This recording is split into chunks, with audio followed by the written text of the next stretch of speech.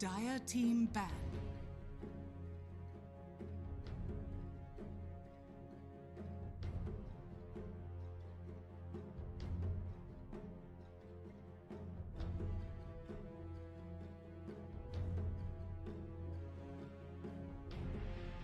Ten seconds remaining.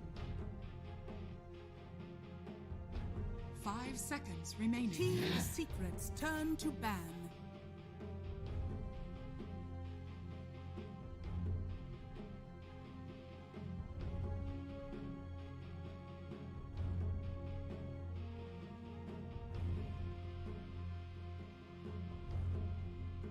Ten seconds remaining. We have 10 players from 9 different countries, 6 of them being TI champions. We got people going up against their former squads, both on the player side as well as on the coaching side. It is time for Team Secret versus Team Nigma. This could very well be the battle of which team makes it directly into the playoff bracket of the major. For the draft, we are joined by Purge. We have still T-Governor and Moxie here as well on the panel. And Purge, I'm going to start straight up. It is Team Secret versus Team Nigma. What have you got?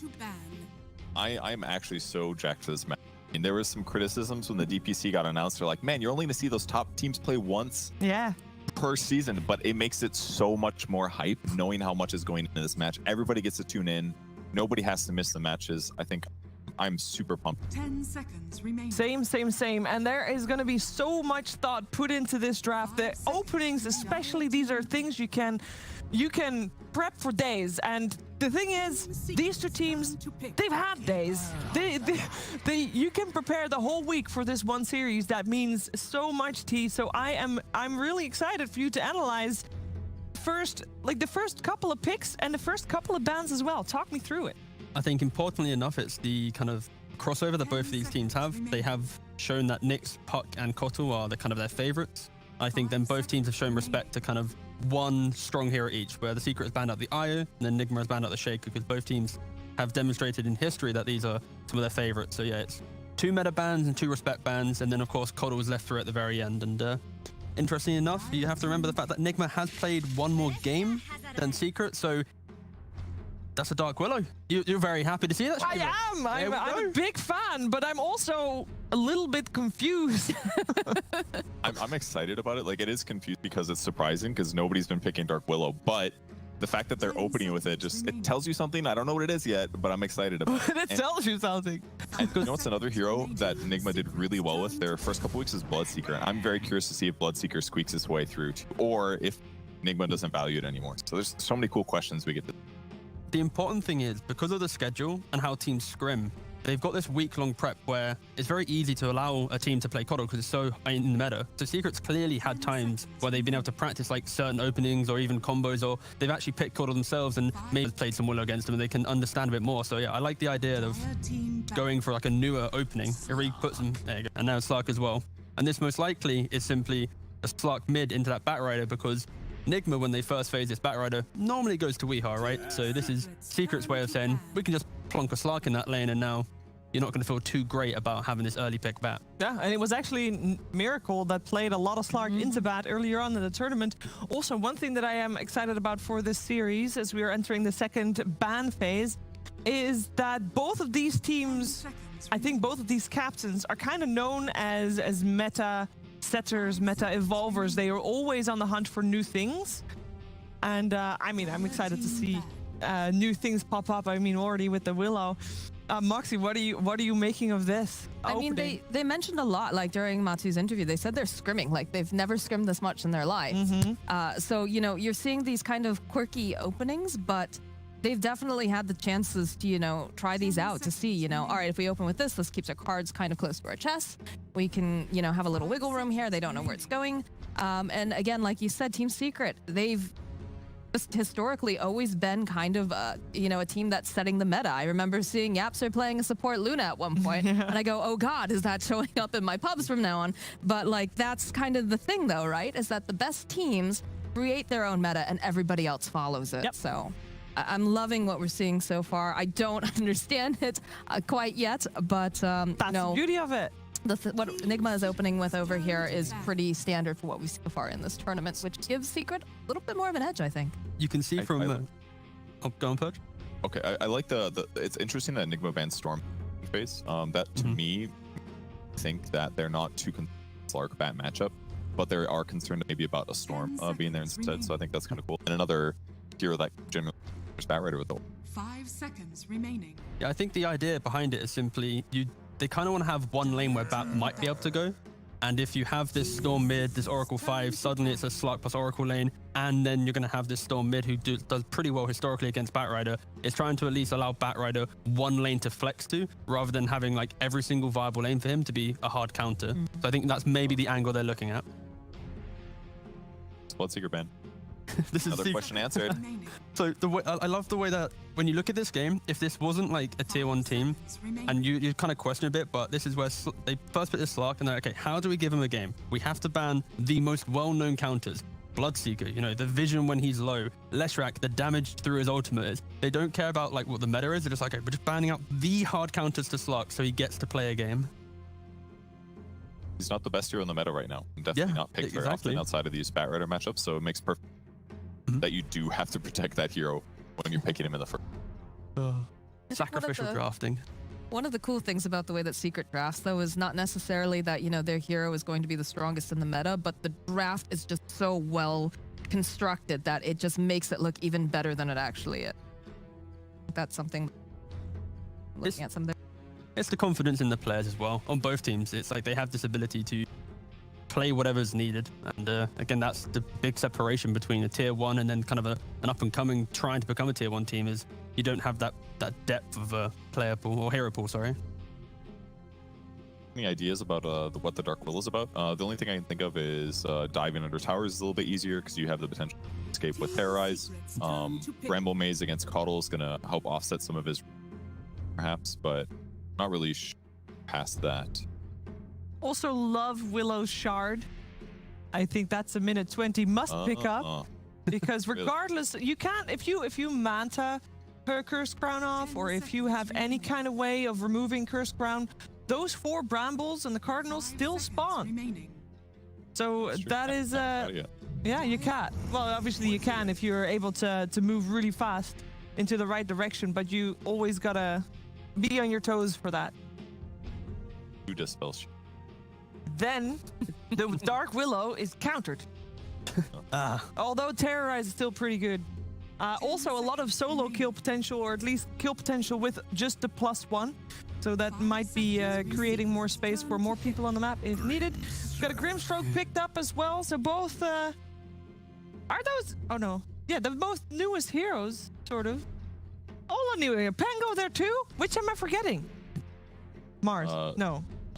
Mars, yeah, Mars. Hoodwink. And Hoodwink. No, Hoodwink is not in the pool, guys. Mode. Oh, no, Doesn't count. Yeah, well, just a pop quiz about new heroes. Know this. Yeah. No, but which 4 heroes? It was the last. What was the question, Purge? The last 4 new heroes: Willow, Pango, Grimstroke, and who? Oh, Void Spirit, of course. There's still time. Okay. Actually surprised. There is normally a lot of contested heroes in the spirits. We have Storm Spirit obviously banned out, but Earth and Ember and Void all left untouched for now. In regards to the question earlier about the... oh, wow. Hold on. Quick picks, actually. All right, this PL pick is kind of disgusting. I was going to talk about Willow again, but nah, let's go back to the PL. Other than Pangolier, this Pangolier pick is basically like a soft cover for potential illusions in the future. Also allows them for skirmishing fights, which Slark and Dark Willow like to thrive on, and even Enchantress now. But this PL, it's going to have a pretty free game, especially into Slark. It's one of the better counters for the hero. Yeah, when I saw the Lesh ban, I was like, are they going to pick Phantom Lancer themselves? But now their ban helps cover Nigma in their draft too. They've got Grimstroke ulti against Pangolier, which is pretty effective. So the Nigma draft so far looks solid. Enchantress is a very strong lane stabilizer, obviously. If you lane it against like a Grimstroke support, it can be really good because it can dispel the Inkswell once it begins and pop it really early. So that can be a nice counter. But generally, Enchant will be able to just stabilize the lane for whoever ends up in the safe lane. The big disparity that I see here is simply the active nature of the supports. Ench and Willow will happily kind of gravitate towards that mid lane at 4 minutes for the runes and 5 for the catapult wave. And Grim and Coddle, they're a little bit more static. They like to bully these side lanes. So with the aggression from a Pango Willow lane and then the lane secure that an ENG provides, I see Secret having a better exit of kind of like the 5-minute mark of the laning phase and being able to maybe punish the kind of farm need that Nigma needs on the bat and the PL. I like to see a more active hero pick last for Nigma, just to try and fight up against what the supports alone are going to be doing for Team Secret. Well, it'll be their offlane hero, most likely. Unless you do some wacky Grim 3 or throw Bat Rider over there, I guess. Also a possibility. Could still be Grim mid. In some ways, like, if I'm playing Coddle, I'm kind of scared of Dark Willow Pango, right? Because Dark Willow can certainly lock you down, and Pango can easily rotate over a Swashbuckle. So even though you're fast, you're definitely at threat of getting killed. So maybe you'll be able to do as many Pulsion in. Also, this is a rather fast draft. It is, but we talked about how you guys, well, how these guys had a week to prepare. Yeah, that's true. So they got something prepared, and obviously in terms of strats, I would imagine you normally prepare something not specifically for heroes, but like of the general idea of what you're planning on doing in Dota. Yeah, for Nigma, I think they're very confident with this. They've presented this PL pick before in the same position. They're used to Bat Rider Coddle, of course. So yeah, this is very kind of staples from Nigma. I think from Secret, the only difference will be kind of the opening. The Willow Slark is the kind of new kind of addition to them. But yeah, right now they're kind of just aligning themselves to their comforts. Okay, they go for the last pick. Beastmaster tries to buy some tempo. You now have Raw for the kind of the role on the Pangolier. And Slark doesn't really like having to defend his tower early on. But there is an Enchantress to help try and mitigate some of that. Yeah, because you can just take his boar in lane, right?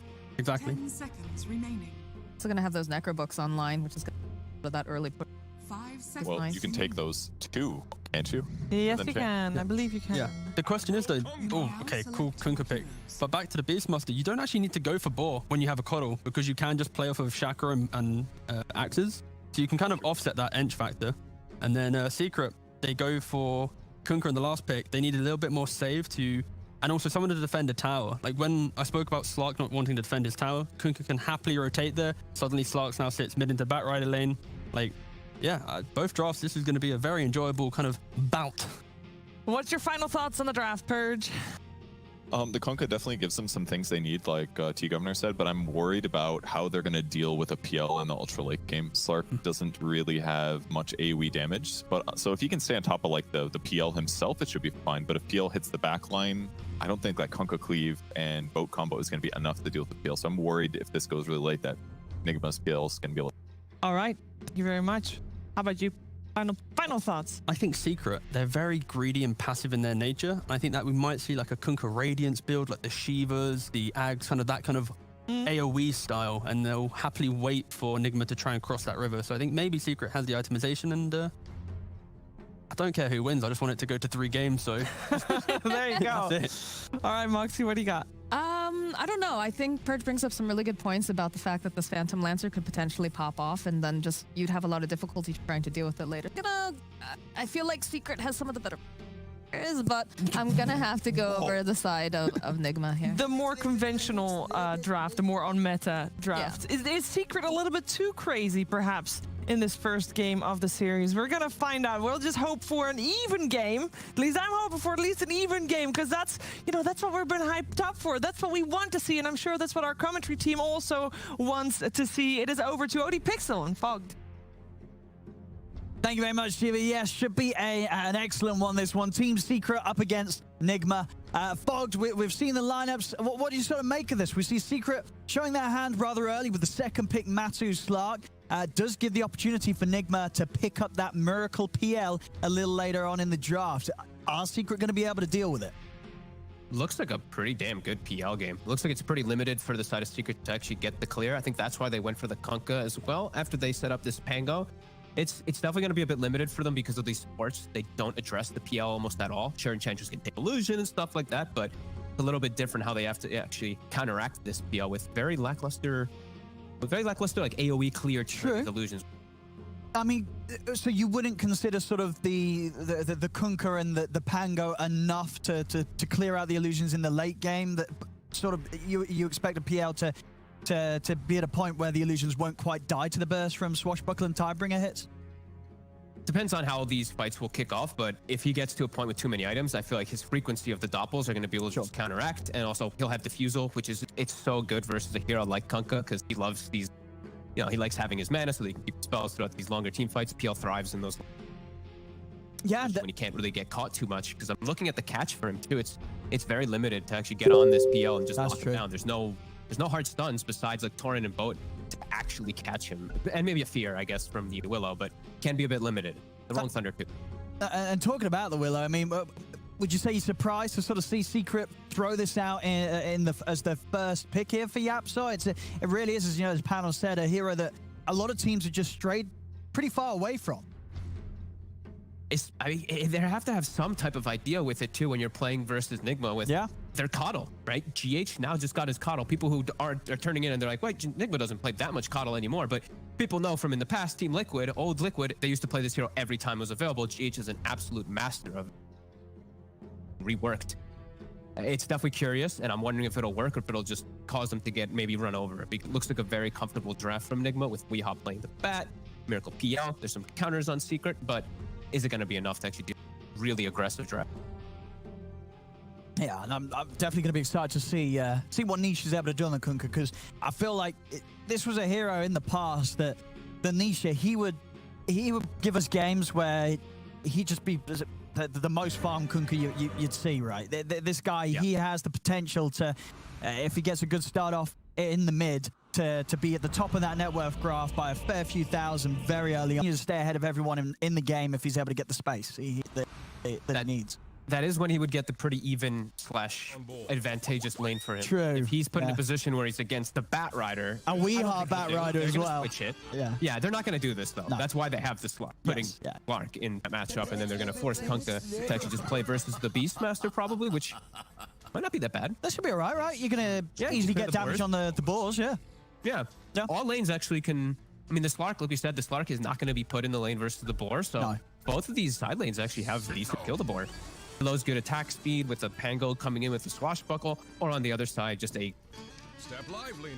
over it, or a cleave plus 1 or 2 impetus. So Beastmaster definitely the one that I'm going to be looking at that's going to still laning phase. He has a 5-man smoke Secret. I'm going to swing around and get some information of lane. Looking for a bit of action here, Secret. We'll see if Nigma's quite prepared for it. Weehaw sitting around on his own here. He's got to be careful. He put the ward down afterwards too, so Secret's gonna be able to de-ward that one, and they're actually looking to get him with a little bit of slow. Let's see if they can do it. Very close to tier 2. Yeah, it's a risky place for them to move into aggressively onto him, as Weehaw is gonna be fine. Instant de-ward though. Puppy gonna right away put this sentry down, claim that one with an extra gold. Nigma sweeps over to clear out their jungle, bringing 5 heroes. Lanes meet, and we'll see how they end up. Nisha with the maximum damage for the last hitting here, double gauntlet, so maybe a double bracer early on. I like it. A lot of times for these Kunkas. I like it. Versus Beast, gotta match his damage. Beastmaster's damage is in. Yeah, we'll see how well he does do down here. And do you think at the start we're going to see some sort of setups of tri lanes for the first wave or so, or straight to dual lanes?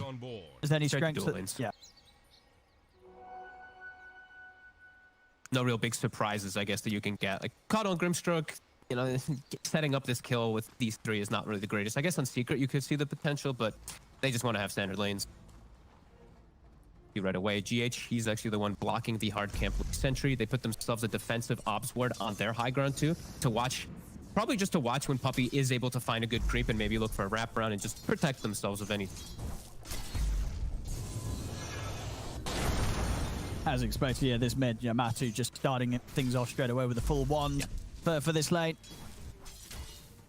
Should be a pretty free lane for the Slark. Bottom, we see My Control immediately skills Axis. As soon as Puppy sees that, he just takes over a melee creep to trade the right click war. And yeah, the lane's looking, the mid and the bottom lane looking really strong for Secret. Top lane is a little bit more of a randomness. I feel like Willow always has the potential to dominate a lane, but also potential as Kuroki will be able to walk away. And break the salve of Nice. Yeah, stepping a bit too close there. Well, and Kuroda waste pretty much half of that salve at least. This mid matchup's going to be so hard. Weehaw, he's gone for just the mana regen build we've seen popularized a lot. So his base damage is even lower than we had some of the people that go for like the null no build up early. Yeah, it'll be interesting to see how we plays this game off the back of what will be a very sort of rough start for him in the 1v1. But a 1v1 that you got to imagine, you know, as a man who plays a lot of Batrider, he's probably been against this quite a lot of times before. Oh, he actually gets the courier, the forest, the hill troll priest. Creep got it, yeah. Very nicely done. Probably the better creep that he could actually find in this lane too from that small camp. Just constant heals for himself and the Kunkka that counteract the Illuminate. That sounds pretty damn good. It will expire though. And now we're seeing the farm for Benicia down there, 7-3 against the 3-0. He's having a fine time here down bottom, as Minecraft not able to get quite as much out of the lane as Nisha is. I feel like the fact that they're able to do this, and just because of these hero picks, the Enchantress and like the just the Pango in the side lanes, he doesn't skill board, so it actually it hurts a lot of the purpose, the initial pick of this Beastmaster, as Nisha getting aggressive. Yeah, he's just getting so much damage onto these two. Between the Tidebringers and playing with the Torrent smartly around these range creep denies that Mind Control is, of course, trying to go for. Not healthy on this at all. He just makes a couple mistakes here. He could look to Torrent and bring some regen. A Tidebringer, he could just be dead. Yeah, low armor heroes actually too on this bottom lane, so the Tidebringer is actually even more valuable. Beastmaster, sure he's got the Ring of Protection, but 2 base armor, same for Coddle. They eat quite a lot of damage. Nisha's gonna have some free farm. Yeah, it's each of these hits really crunching through Mind Control. He's got regen coming out. Actually, no, he just has boots coming out, so no regen on this bottom lane right now. They have to be cautious. At top looks like the fun lane, where it's very back and forth. You see Zai still farming really well, but so is the PL, and they're just constantly harassing each other, breaking their regen. Nigma is almost out of regen up. And as you said, you know, overall, you do rate this game as a pretty good PL game overall. I mean, is this sort of a game where as long as Nigma don't suffer too much in the other lanes and Miracle can find his farm, you'd be pretty confident that the PL is going to have a good shot of carrying it? He should, as long as he's able to get this crazy farm, and Zai isn't keeping up. I think Zai has this super farm game, so they might actually look to focus to give Zai more farm to be able to address this. If he's able to get crazy farm, maybe, but there are some small capabilities from farm on this Kunkka and this Pango, which they're gonna get. They're gonna be able to cleave down these illusions. So it might not be so one-to-one, especially if his other lanes are just so crippled. Like this Beastmaster, 11 last hits. The Bat's gonna be shut down too. It can't just be a PL alone versus some slight count. No, if Zai gets away with a good game, right, he can go the Aghanims, the Maelstrom, and then he's a full counter. Oh, that's true. I mean, Secret has a lot of options that they can go for. It's always fun to see. I mean, Nigma at least having some heroes that do offer quite good control against Zai, right? If you consider, you know, there's this Beastmaster, Grimstroke. You know, even if Zai does indeed get pretty big this game, it's not as if they're going to be completely unable to control him. Yeah, most definitely. Top, YapzOr. Thinking about actually going in. This might actually get a I think this should be a first blood. It is. I can't believe he turned back. I guess he felt he couldn't run away, or... Nice kill for Nigma. And also, just a small thing to point out, I've seen Puppy now twice. He's actually sent his creep to scout the Ancient. So he's very aware of the fact of GH backing out a lane and for that Batrider to get enabled. Weehao's lane is going rough, they're always going to have stacks for him to...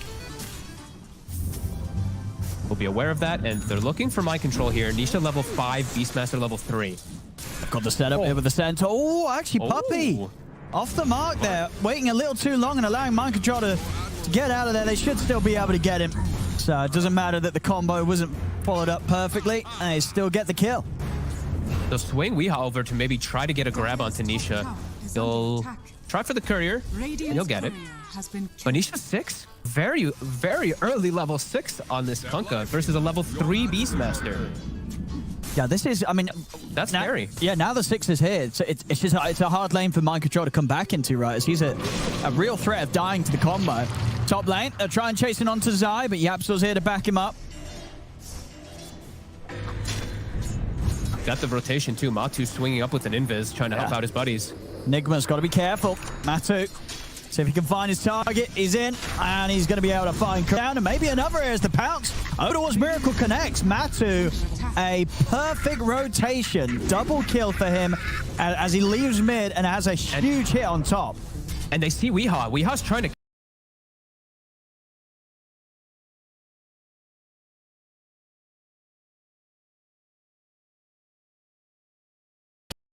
countergect this, but he's under a ward. They're bringing a fourth hero. I mean, Matu actually TP'd up, but Weehaw might still be in some trouble. Yeah, he's going to drop the lasso. I mean, he's dead. He's making a move into a lane where both heroes have died. Oh, no, no, he's not even going to live. Poppy's able to take him down. I mean, why do you think he decided to continue to commit there, top, after Miracle and Kuro had already died?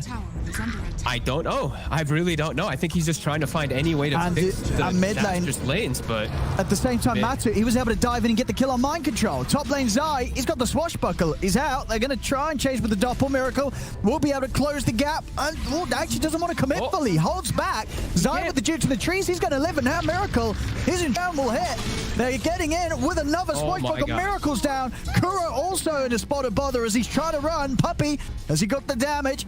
They're going to come looking in the trees. Kuro's trying his best with the Jukes, but Yapso and Puppy, they're hunting, and they'll find him. As that sort of last minute alone has just sent things spiraling incredibly fast downhill for Nigma. Out of control, really. The Beastmaster, my control, he gets a level and a half in the mid lane, gets dove killed. Matu's rotations, just the dream. Batrider tries to make the move bottom. Weehaw doesn't work. Matu makes the move top, gets himself a double kill, moves mid, gets himself third. Look at this again. This is looking really good. It looked like Miracle had this. If he committed, he wanted to pull back as soon as he saw the TP. Felt that he couldn't keep going here, and the illusion's not quite able to get that hit in with Zai, sweeping past the tree line. And Puppy can just make the port top to help out his friends because Nisha's has an absolute free lane bottom as he's going for armlet. This is looking... Secret's got some master planning here, and Nigma's going to have to just hope for some way back into this game as their two playmakers are so heavily shut down this game. Their Batrider and their Beast are pretty much out of this early game for the next few moments. They have to look to group up and make some type of up. Close to the book one at least, but it's pretty slow already at this point.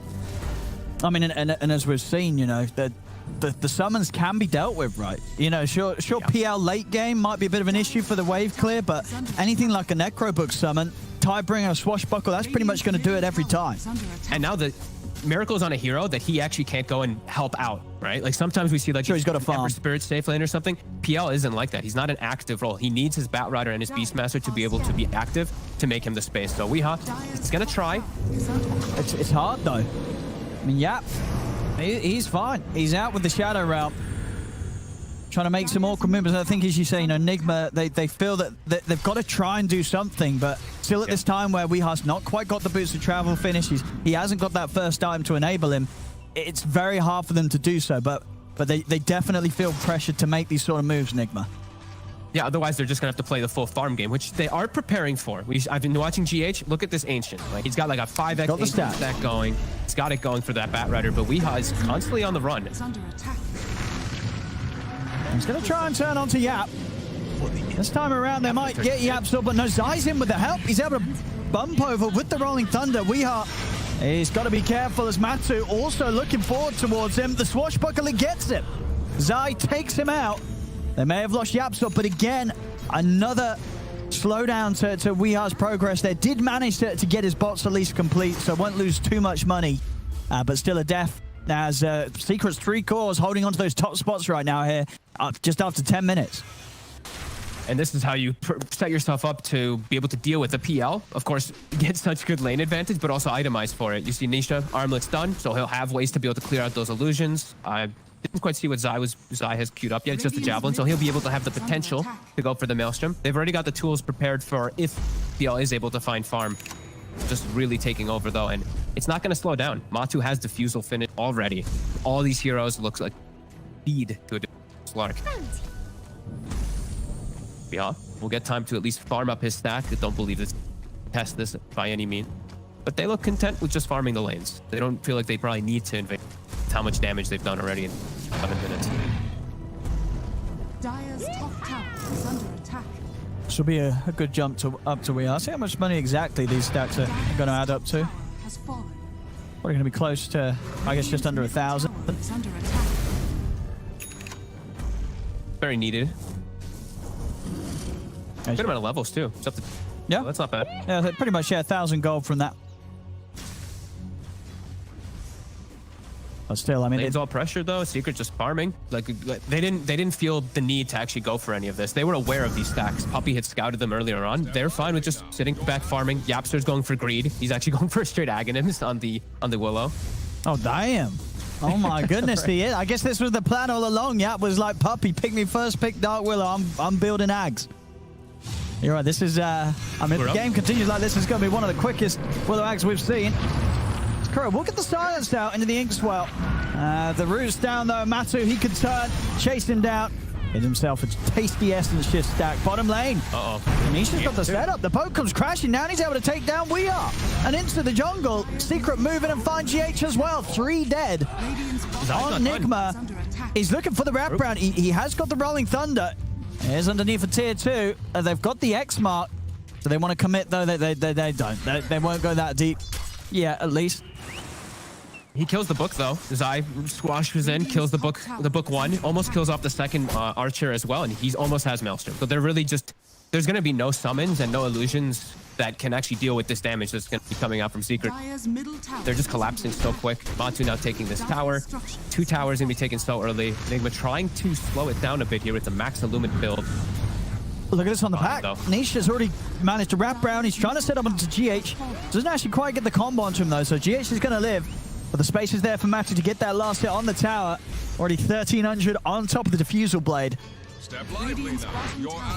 And Miracle's, I think he's aware that there's no way that he's going to help his team with fighting. So he actually didn't go for the first item Diffusal. He went for the Yasha, the farming item. And he just knows they just need to stall and make time for him to have a hope in this game. But Secret, they're so well prepared for when this PL does get online. Their itemization, very ideal for if that moment does come. And we're saying, I mean, down bottom, Nigma. Find a force. We hop again with a successful scan. We'll be able to back away and then continue to farm those side lanes.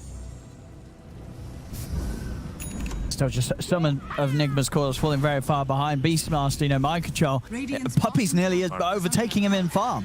Yeah. The last pick Beastmaster completely addressed when they have all this, now all this summon clear with the way that they've set up the lanes. He's halfway to his Aghanims too. You get all this farm and space on the map as Nigma can't pressure. They can't.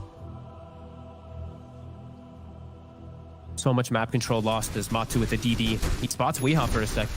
He's gonna look for the hunt.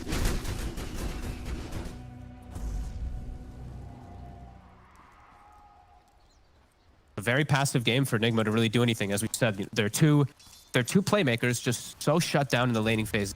So limited for them to do anything. Feels like now they're just waiting for Miracle to have Diffusal so he can actually get involved, because it feels like they really 4v5 is just not going to be working with what. Step lively now. Your admiral is on board. The smoke from Secret. Nigma are on the high ground. It's around this bounty point, and they're able to get the grab on side. Weehar's charging in. He's looking for the grab, but the X-Mark dragging them straight back. The two of them into the boat combos. Kuro gets taken down. Zai's in with Rolling Thunder, locking down Weehar for a second kill for Nisha. As they're really trying to make something happen, Nigma, but Secret are just ready for them every single time so far. And they're even trying to be cute. They send My Control top to push out the wave. GH recalls him back into the fight, but by the time he's in the fight, 2 heroes are dead. Nisha with a very ideal setup and slight misstep, just walking into Torrent and boat. They get a roar. It's not the Puppy. He's already got the heal going. He's gonna walk away. And he's gonna turn. Look at the setup. The angle for the Tidebringer hit. It's starting to really not look very pretty at all here for Nigma. Mid lane. Matu. He's not going to get Miracle, but he is going to force him back bottom. They might get the kill on Nisha. Weehaw comes back in. Finally able to take down this Kunkka. It's something. They need a lot more of that. A lot more as Matu is swinging over with the Diffusal. Flame break. Well, disconnect the pounce. They're knocking him back before he latches it on. Now turn over towards GH. Matu is going to be dissuaded from diving any further as the Soulbind locks the two of them down. We are trying to charge down Yapzor. The Curse Crown stun will hit. Miracle has turned up. Matu low on the mana. Flame Break off to the side. They're staying on top of the target, but Matu's got the one charges and is able to sweep his way back towards the tower. But the stun, they close the gap with the Ink Swell. Miracle, he's in on top of the two of them. Can he actually take them down though? Rolling Thunder from side comes in, ends up jumping over Miracle. Is ready to come back round with a second sweep onto both GH and We Are. Huge swashbuckle from Zai. Cuts the two of them down. Kuro's gonna fall.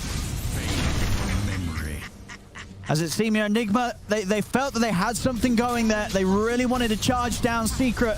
But again, we're just really feeling how far ahead Secret is right now. 11k advantage at 17 minutes in. And just all three of their cores able to contribute so much more than Nigma's can at this moment.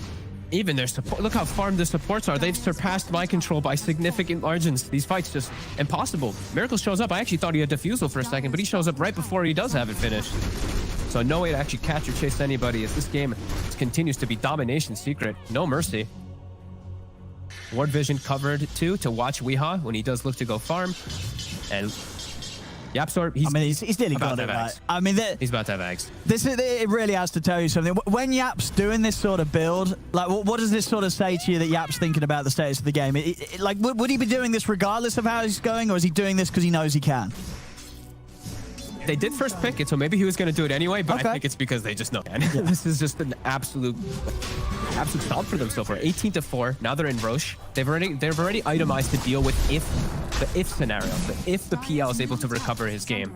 And the rest of it, they already handled all that in the early game. Smooth sailing from here forward for Secret, as they're just unbelievably farmed on every. This Roche just can't even attack. Just constant lucky shots.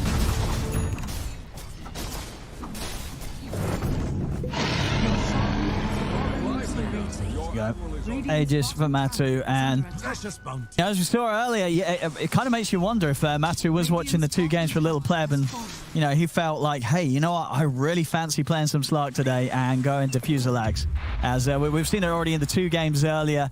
Look amazing, and again here in this sort of game where the momentum is behind you, Matu's just going to be a huge nightmare to deal with. You can't run from him, and even if you do manage to get on top of him, he's going to be very, very nimble as he jumps in and out of the fight. Radiant's bottom tower is under attack. Might be seeing Batrider benched away, perhaps, because this are the two teams that have now really shown the domination of that Slark when the Batrider is picked up early. You just pick the Slark, you lane adverse it, and it just...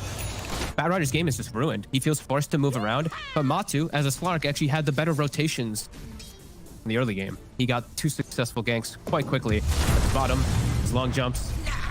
You can't escape it. You really can't. Easy kills from Matu.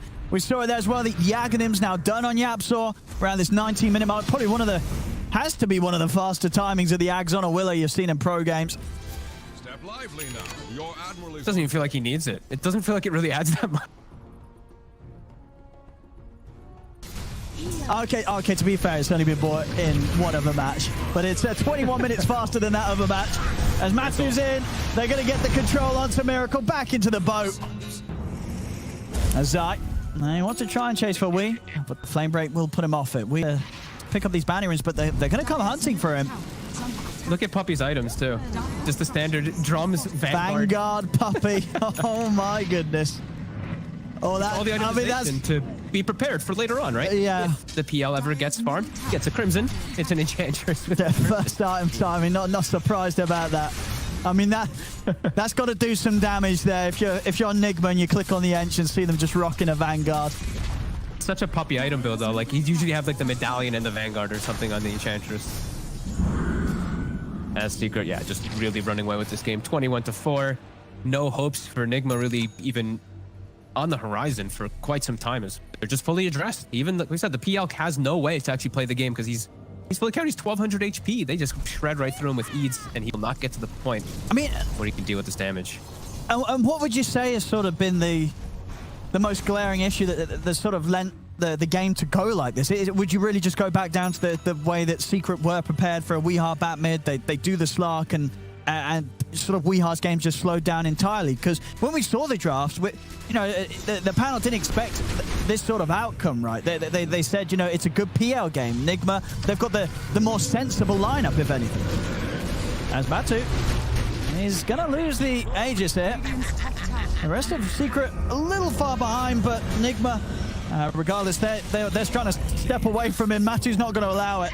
As he jumps over onto Kuro, he's over towards GH. Poor old GH trying to get away from this Slark, but he cannot. How much gold he gets for those kills, too. 415 for the Coddle, even though they're 14k up. I love it. He gets so rich off of these kills.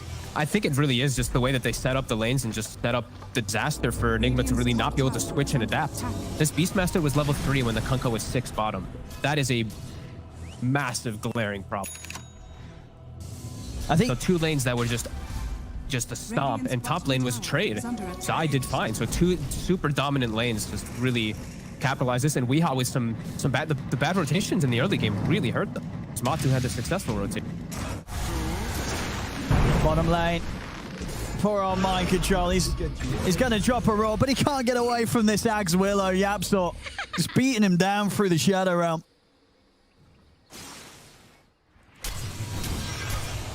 As Nigma, they've popped a smoke.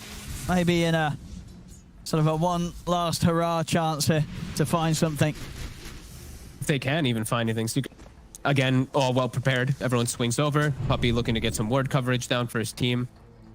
And everyone just backing each other up. Just they're really not giving Nigma any hope in this game at all. Not giving them any options to get anything. The build up too. We watch Nisha continue to just go for the anti-PL items. He gets the BKB to cover himself. Then he's going for Shivas. Zaya, as we've already mentioned, has a Maelstrom and Blink. Perfect solution. As Nigma, they do have really good high ground defense with this Coddle and this Grimstroke and the way for Batrider to lasso someone and pull them into base. So it might take a little bit of time for Secret to actually go to that high ground, but they're just going to...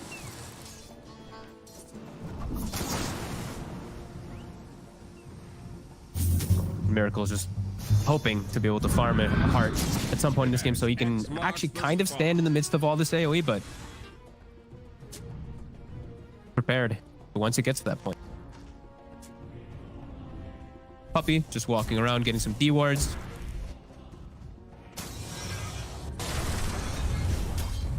And we see mind controls his necro books to also look for any type of to get some.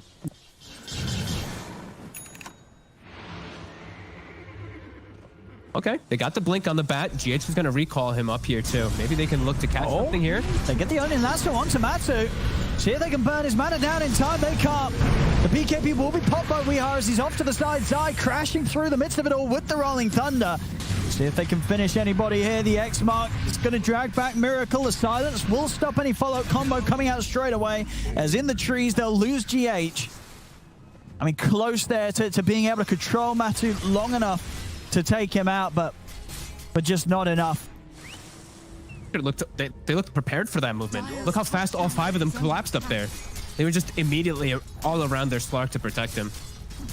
Nigma they're trying to pull anything out too. They're like showing heroes on one side and then recalling them to the opposite to try to catch Secret off guard, but still not working. Secret had no mercy this game, really. Absolutely not. Weeha to make some type of pressure play, but the Secret's got a read on him too. Just him out already. Probably now expecting that there's no way that Nigma really wants to take any fight, so they're gonna have to do some creep cutting shenanigans. So we see Puppy placing a ward just in a lane randomly to watch when this Batrider does come out.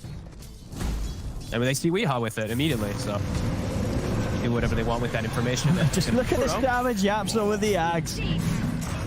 As he takes down Kuroki from a mile away, Zai finds GH. They just cannot step outside of the base. Yeah, Puppy's got a full Crimson.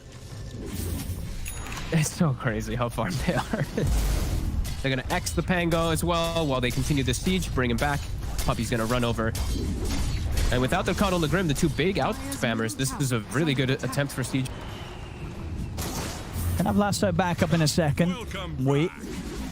Radiant's top tower is under attack. Now the Coddle Grim are going to respawn. They're going to back up, look to clean up and pick up these bounties and runes that they didn't get before. Maybe hunt and get a ward down and look for Miracle. Miracle's gotten some time to recover. He is, you know, Miracle, as we've seen in the Nigma games where things start to get a big job of avoiding danger. They are going to go for him now, though. And with Doppel and Manta already expelled, he's looking pretty dead here. That was actually a cute attempt of trying to save. They recalled, he doppeled during it, then he tried to Manta dodge the attack so the recall will go off, but they hit him anyway. All that attempt at him surviving and getting off farm, quickly punished. Secret with just one quick swing around it. Stop that PL for 40.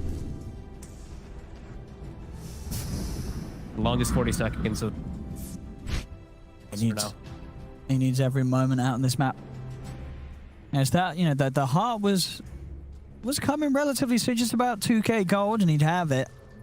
And then that stage, maybe. Already in. Or Matu. He's found We Are does have the BKB and a TP if he wants to go for it, and he will. Out he goes. Bottom tower is under attack.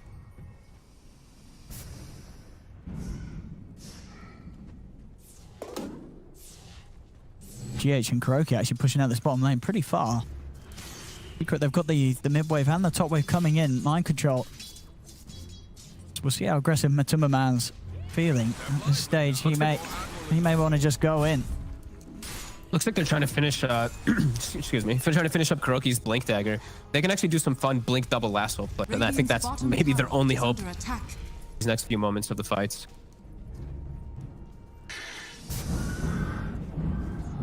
Roshan up. Secret can look to settle for that. Now, your admiral is on board. I'm in Nigma. In this position, would you want to see sort of a YOLO move around the pit? No, there's no hope for them around inside a 5-man fight. It'll be total disaster. The PL is the only one who can actually do anything inside of those fights. The Beastmaster's just... I feel like Magnadro's just walking gold. He sends his summons in and they all just die instantly to all the AoEs. Wait, huh? Nice find here for Nigma on the neutral line front. They do manage to get themselves the Elven Tunic for Miracle. Okay. Definitely one of the juicier items here. And 500 gold and the heart will be done. So we'll see how much of a difference this does make for Miracle in the fights. You know, sending these illusions onto some of the... I say some of the squishy heroes. The problem is at this stage, no one's really that squishy at all on Secret. And they're not easy heroes to sort of go on. Of course, Puppey with the passive and Yapsa with the Shadow Realm. These aren't really heroes that could just be deleted by a PL jumping in these team fights. No, this ward bottom, it's still continuing to see Nigma's movements. Weeha does not want to have to BKB again to TP out. He'll be able to hang on. Dire's courier has been killed. Does lose the courier though. So Ether Lens is going to be out of the game for a few minutes. Because Secret's just winging the map every time. They push out a little bit of a lane, immediately start swinging over to meet toward the other ones, just trying to catch any of the quirky Nigma heroes running around the split push. Continue to get themselves a lot of farm too. It's Matu. Smoked running right through. Puppey. TP's right in the midst of all of them. No fear for him. Oh, he might have to BKB this time round. We'll see. As yeah, he's got to pop it to save himself here. Wait. As he's out and away, and you know these itemizations from Secret too. You see Nisha, the Shiva's Guard. He's pretty much got the AC on top of it as well. So with this AC Shiva's Guard from Nisha, Crimson Guard from Puppey, this PL is... Miracle's barely going to give them a tickle. Yeah, and they have so many ways to clear the illusions too, as we mentioned for Zai with this as Miracle.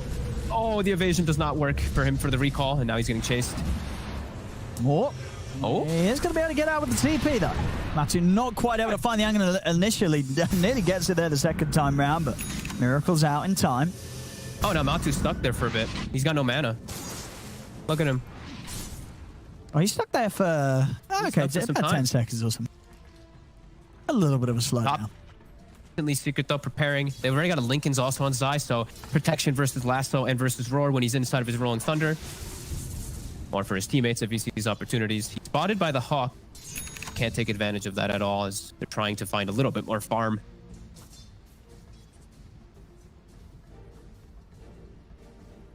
Matu very low mana though. And there's the AC. So Nisha, as we mentioned, his build is just fully I'm addressing PL. We're gonna take no damage. I have 52 armor. Oh, he's under a tower.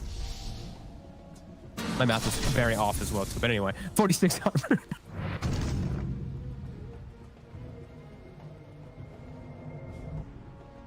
Mind control out of the top lane, bring him bottom. Puppy's Centaur is scouting though. We'll see GH for a second.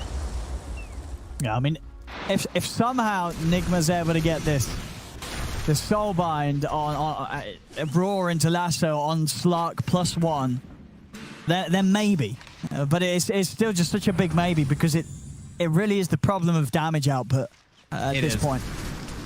It really feels like it's going to have to be a double Lasso under tier 4. Yeah, sure, you need the towers. Yeah, you do. You need those tier 4s helping out. They're really lacking on it. Like, Miracle might be able to survive a little bit longer, but his damage isn't going to be so much there because these illusions are going to get cleared out very quickly. And now Matu building up the BKB so that he can just stand toe-to-toe with the PL, with the army that's all around him. About being out of mana. Nigma, it's all about just buying time. Look at the split push. Weehaw just charges past the lanes, fire flying it. GH continuing out bottom, recalling in the Beastmaster to summon the books, and then they throw them out. And they are getting some gold on the map, but Secret continuing to grow their lead, and it's 30,000 experience lead too. They're keeping.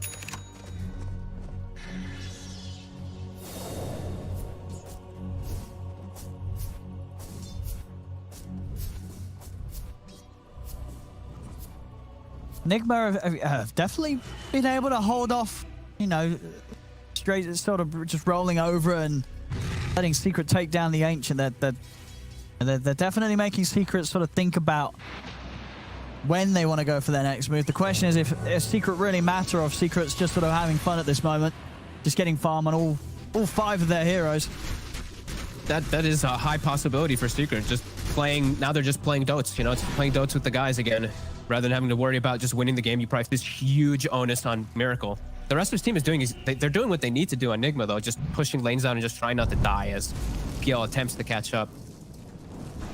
And he is getting close. He's almost the same net worth, but so many things that he can break through. Haste.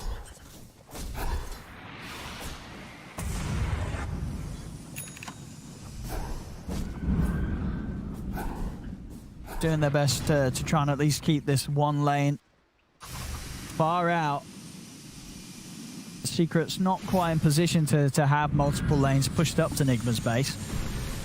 Look at GH is being so annoying. Yeah, he's every lane, doing every a lot. wave bottom. Up from Aghanim's now finished after the force. Getting a good amount of farm. Forcing Secret's hand down bottom too. I mean, you know, it definitely goes to show that if Nigma weren't set up in the tough ways that they were in this laning stage, that this game could. Step lively now. Your admiral is on board.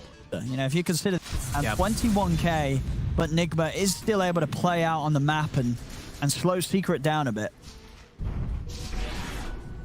If they did have a better early game for sure, we're seeing all the solutions. Like Secret, they know that it's just gonna be PL versus the world later. So as we mentioned, Azai, look at his items. Exactly what we've kind of figured he would go for.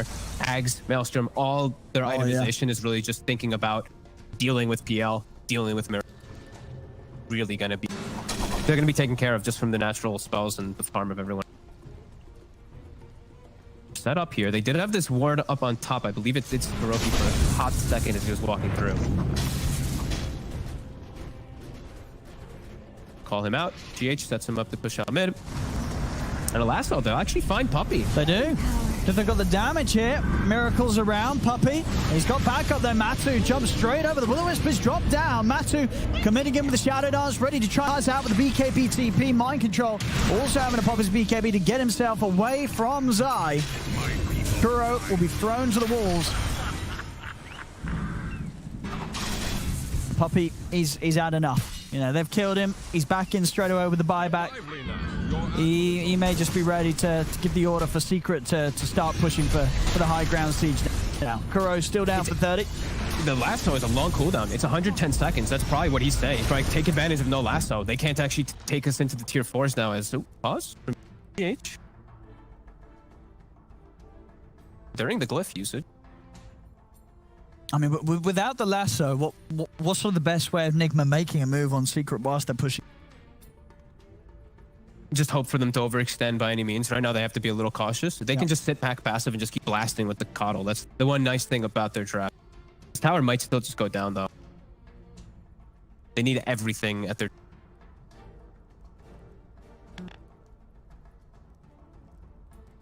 They have in him.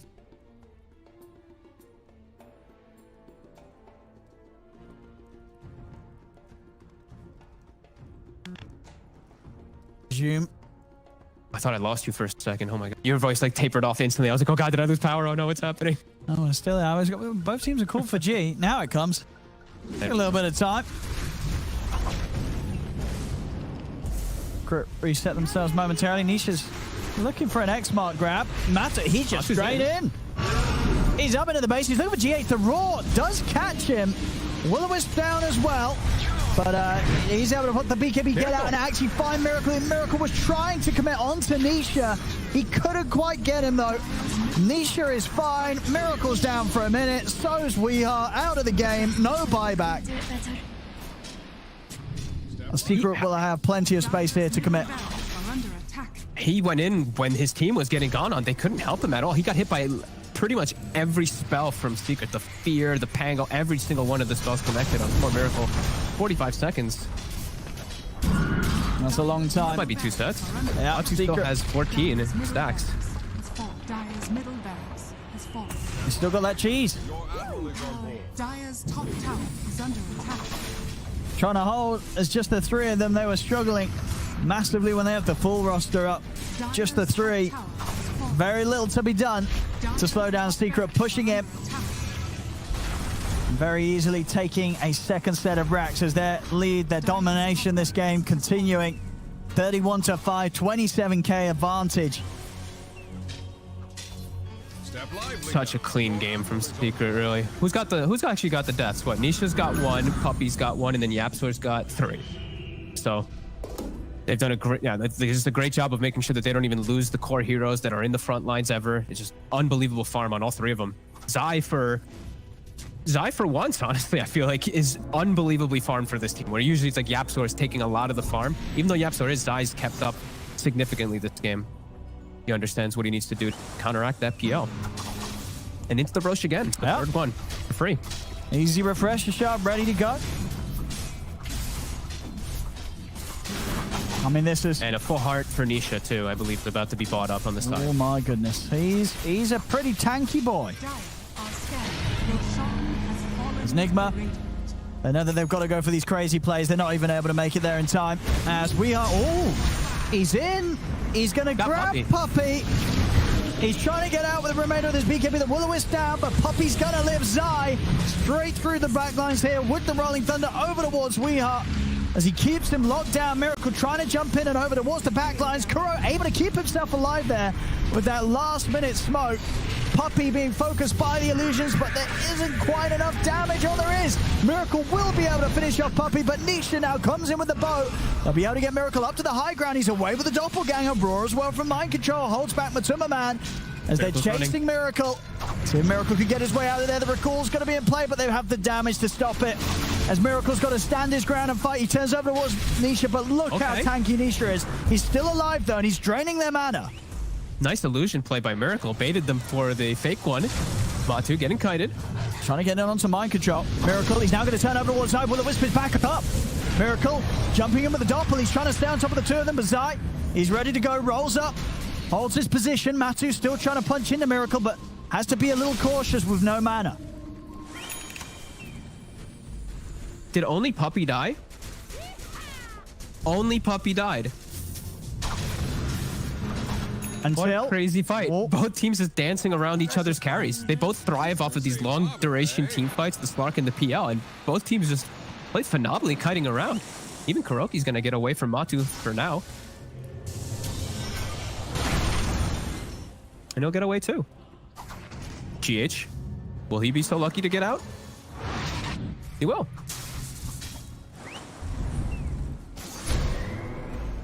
What a crazy fight where just one person dies.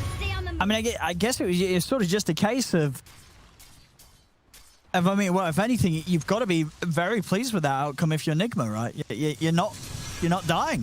You're not losing in a game where one team is 27k ahead. You've just turned up to a fight and you didn't lose anybody. They couldn't quite kill you. They didn't quite take anything out either, though. I think it was just a refresher shard that was used from Zai. Aegis and Cheese are still at the ready for Siege. Here comes the Siege. We've got the lasso back up.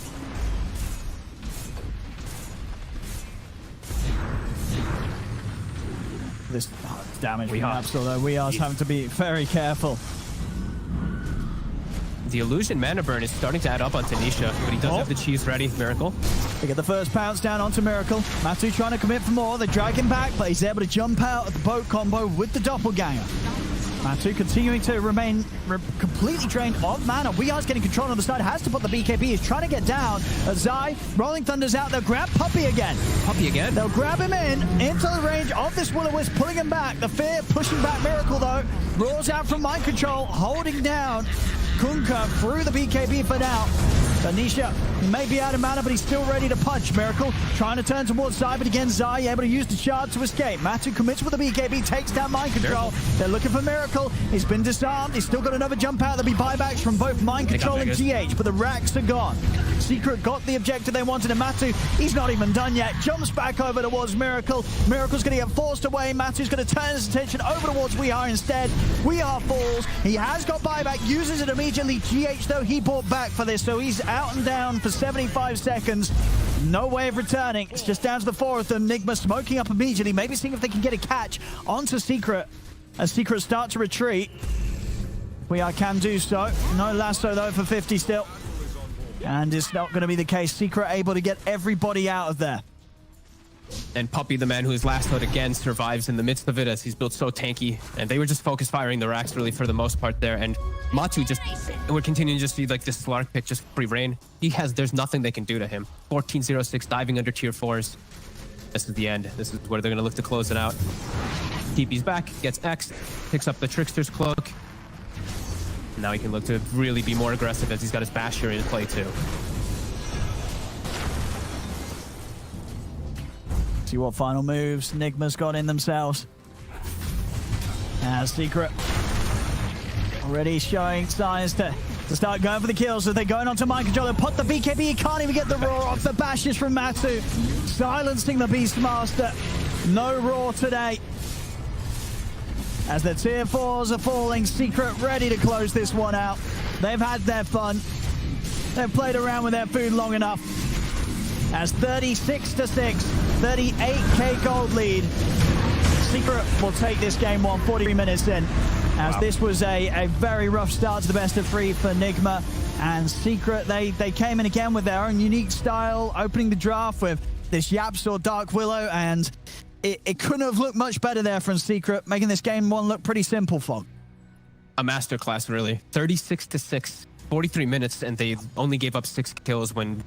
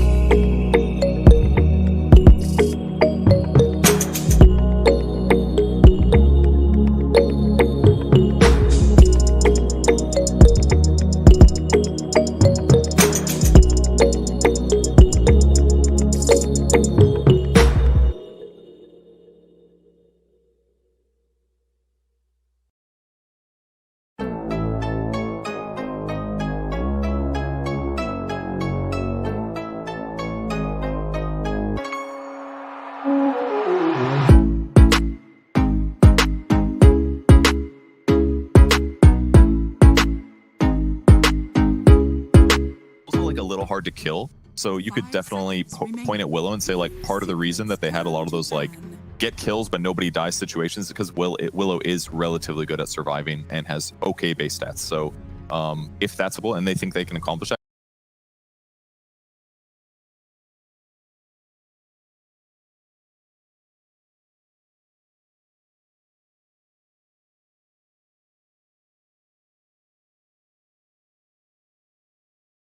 YapzOr is the only one that can make that work, Moxie. Well, I think it was how everything kind of played out, right? He had a lot of wiggle room. He was able to do quite a bit to that freedom. So I don't think, I think T-Gov and I were talking about this backstage. He's like, yeah, I wouldn't necessarily do that in your pubs. Yeah. You're probably going to get reported, but in this game, you know, it's YapzOr. He can do what he likes, especially with that Slark popping off the way he did. Yes. Yes, but like, good thing about it is in this team, you know, we break down the early part of the laning phase, the map, and you have this advantage.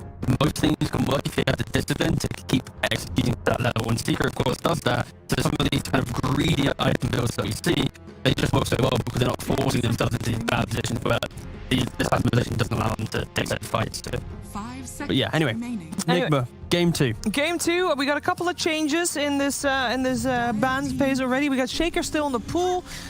We have Puck also still in the pool. That's the biggest difference there with now the Chen and the Bat being banned instead of either of those.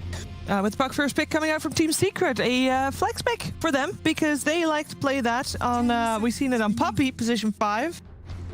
And obviously we know that all the cores can play it too. Important thing to note is simply that Team Secret is now going to be first pick in this game. In the previous game, Nigma was first pick. So that alone has shown there has been some adaptations based on just the first game alone. And if you don't pick up the Shaker here, you know that YapzOr will run away with it in the next pick that Team Secret has. So that will most likely be GH's hero, which means, by the way, Coddle's still in the pool as well. I just want to, again, point the obvious out, which is kind of my curse. The key thing is because of that pick change, Nigma has had to show respect towards the Chen because run that with great strength before, and that has allowed more heroes into the pool. You mentioned Keeper of Light being an option, but there's also the Puck was available, the Shaker's available, and Team Secret, even though it was a bad bat game in that previous one, they still ban it out of respect because Nigma, they'll be able to pick it last in this first phase and actually cover it with the correct amount of bans to enable it to be a mid lane. So even if it has one bad game, they show the respect of Nigma and what it can bring, and they have to ban it out just because of that kind of pick 8 slot that Nigma have now. Well, I'd be more happy if we have a more even mid lane than we saw previously. Purges. We have the Rubik into Morph Shaker. Purge, Morph Shaker. Is it still spooky? Not as much as it used to be. The being able to leap around was a lot faster, so it kind of became a really scary thing. But it's a fine opening by all means, just because our Shaker's gonna be able to protect wherever he needs to, do typical Earthshaker things. But I don't necessarily think these two heroes are incredibly good as combos. I would rather turn into a Puck in the mid game, for example, than an Earthshaker, because then you get an Orb and Wayne Rift for AoE use. We know the limit of YapzOr's Rubik as well. Actually, we had a winners interview with him after the series against Viking, where I think we were literally asked him, when are you going to play other heroes other than Rubik and Shaker? And he says, as long as Rubik and Shaker are in the pool, I'll probably keep playing those two heroes. And we actually saw Willow, obviously, but yeah, back to Rubik. It's very nice to draft when you have a player who's just obviously happy to play these heroes. Like, they're always going to be good, right? Yeah. It's hard to say that these heroes are ever bad, so drafting's so much easier. Another difference in draft between game 1 and game 2 is when Nigma were first picked, they picked a support into a core, and then they will counter pick straight away. Yeah. Look how Secret are utilizing their first pick. They pick up a flex position 5 and a position 4, which means this is our supports. Please try and hard counter our support duo. And then in the second phase, they now get to react to both Enigma's picks with the boss core to respond to it. So already I have the confidence of Secret having the better approach to drafting in this patch right now, just because they are utilizing the first pick to show their supports, and they're not really revealing too much. I thought we didn't like first two supports, or is it only allowed when there's a flex? When it's first pick, I don't mind it. Okay. Because you have the advantage of second pick. And the key thing here is, guys, if you look at second pick, the Nigma picks first coming out of the bans, and then Secret responds. And that happens twice in a row due to Secret being first pick. And it's why the double support opening allows you to have just kind of the better core matchups. That being said, I don't think Nigma should be too sad with their opening Moxie. This Morph Shaker, we've seen it do good in the past. We have, and the fact that the Earthshaker shard now makes them even more valuable. Oh, it's bonkers. Oh, it is bonkers. You know, it's just a natural, just a really good hero by itself. And then when you have the Morphling paired up, it's kind of like a little extra bonus gift on top of that. And also, you know, I mean, it's just the Earthshaker shard. I think Tiga would love to go on. I won't lie. It's I very won't name exciting. any names, but I did hear another region say that Earthshaker wasn't meta, and that made me step back a bit. Cause yeah, Okay, which region? Name Yeah. and shame. Come on. it was NA. That's what I feared. Yeah. Oh, no. Yep. Yeah, they're just they haven't looked across the pond and seen the true brilliance of this hero. And like Moxie said, that shard is a stellar pickup for this hero. Urge, what do we make of the Anti-Mage ban? We don't see that hero, I guess, is a good Yeah. counter to Morph. I'm not sure about that. The A1's obvious, like being able to prevent him from shifting his attributes is really good, but maybe AM counters their play style or something. Does AM particularly counter Morph right now, Tigo? I'm not sure. I don't think so. There was a time where it happened, but I guess think it's a it's Matu special. like that now. Yeah, I think it's just the pacing of the game and the fact that it's one of the few heroes that, because Morph needs more time to farm, AM never has that pressure, so he'll always get to his items and he'll be able to have a free game just because of how Morph normally likes to play the first like 15 or so minutes. So it has, yeah, AM does normally have a pretty good time against the Morphling. He's never also kind of scared going into late game. He's very happy to play a long game into a Morphling, unlike other carries that are afraid of this kind of E-Blade threat, you know, like the trolls and these heroes that kind of walk up into it and die. Yeah, because if he E-Blades you, you're going to lose most of your HP, so then you got to pop BKB, but AIM just doesn't have to cover that. Exactly. That negative, I suppose. Ooh, wait a second. Because what is the core? Is it now guaranteed puck? Because I know they've done AT core Flexibility. flexibility. Sorry, we need to, yeah. That was a great dance. I wish Thank that you. we had caught that, by the Ah. way. You missed a lovely dance. My bad. You just did. Very flexible then. It's so refreshing ET's standing up. He's really good against Morphling, though. If you get in melee range at least, you're going to lower all of his base armor to 0. So if they can get in melee range, Morphling's going to have some trouble here. And it amplifies magic damage, obviously, which is great with Puck Rubik. You can Dream Quell, multiple heroes do a Spirit Stomp. It'd be a really good setup. Something's happening where Team Nigma has used total of 5 seconds in their bonus time, while Team Secret only has like 30 left.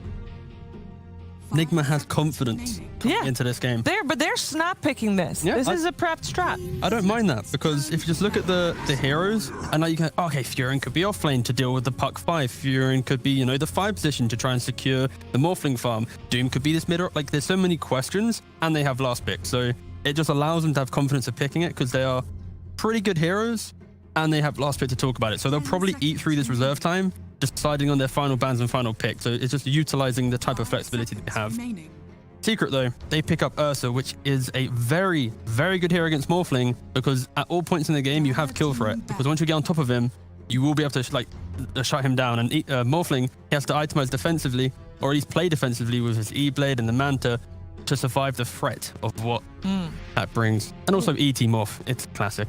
I really like, too, the fact, you know, they have this Ursa. He's going to want to be taking Roche, and you've got Elder Titan, who's one of the best people to, like, be around the pit area, being able to just go and reset any sort of engagement that goes in there. Plus, of course, you know, anytime you're in a space with an Earth Splitter, nasty stuff, especially when you're a Morphling.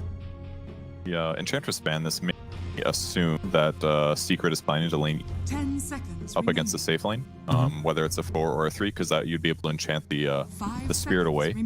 There's still Oracle is also banned in the second phase. That kind of reveals that. And also, so probably ET for Puppy is my guess. Why not? It could just be 3. ET Or- Rubik, yeah. 3-4, and then a little cheeky Puck 5. How do you transition? Though that's the difficult question. Like farm with Stomp or whatever, but I don't really go in drum treads, something like that to fight. But I just feel like it lacks impact. Yeah, they have great flexibility, and it depends as well from Nigma. If this Furin's like offlane, I don't think you really want to run a Puck 5 into the Furin offlane. Maybe you want to put the Puck into the Doom. Like, there's a lot of questions to be answered, and this where Secret, they might try and keep another flexible hero here to allow themselves to answer these questions once they see another hero. Or they might have the confidence of, okay, we don't really care. These are our heroes. We'll play out our game, and they go for the Void Spirit. So that'll give them more tempo setting outside of just what Puck or Rubik around. Looks okay. It'll match up pretty okay against all the Nigma cores. And it's the kill threat because you need the E-Blade to survive the Ursa, and you need the Manta to survive the silences of the Void Spirit. So now Morphling, to feel truly confident in this game, he needs 2 big items, compared to normally just 1 when you're playing into either of these heroes. So Team Secret is giving themselves a little bit more time, wiggle room to play with to get a lead this game. Yeah, like after this laning phase, this Morphling won't really feel confident until probably minute like 20 or a big team fight and a free Roshan. And that gives Secret that kind of window to play out their lanes and try and just kind of make the moves that they did in that previous game, just obnoxiously moving to that safe lane and pressuring the kind of greediness that Nigma presents in these heroes. Yeah, we saw last game what they could do with the 20 minutes. Yeah, it was over. It was as good as over.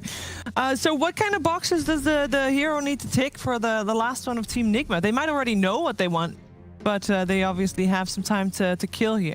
I kind of want to see Doom mid, Fury in offlane, and then maybe just pick up like a strong 5 right now. Someone to secure this Morphling lane. That's kind of my strongest feeling. But they also banned out Invoker on the Secret side, so they're not 100% sure Yeah. one either. Like, we'll ban a 5 and a mid. It's the Tornado 5 purge, you know? They're scared of that threat for the ET offlane. Yeah. That's possible. We've seen some wild 5s come out, let's be really honest so far. For both here and in CIS. I mean, you could go with something safe. You could go with something like Shadow Shaman, just for like that extra lockdown, perhaps. Void Spirit and Puck, of course, very elusive. I mean, it really depends on where they're laning everyone. Again, talk about flexibility.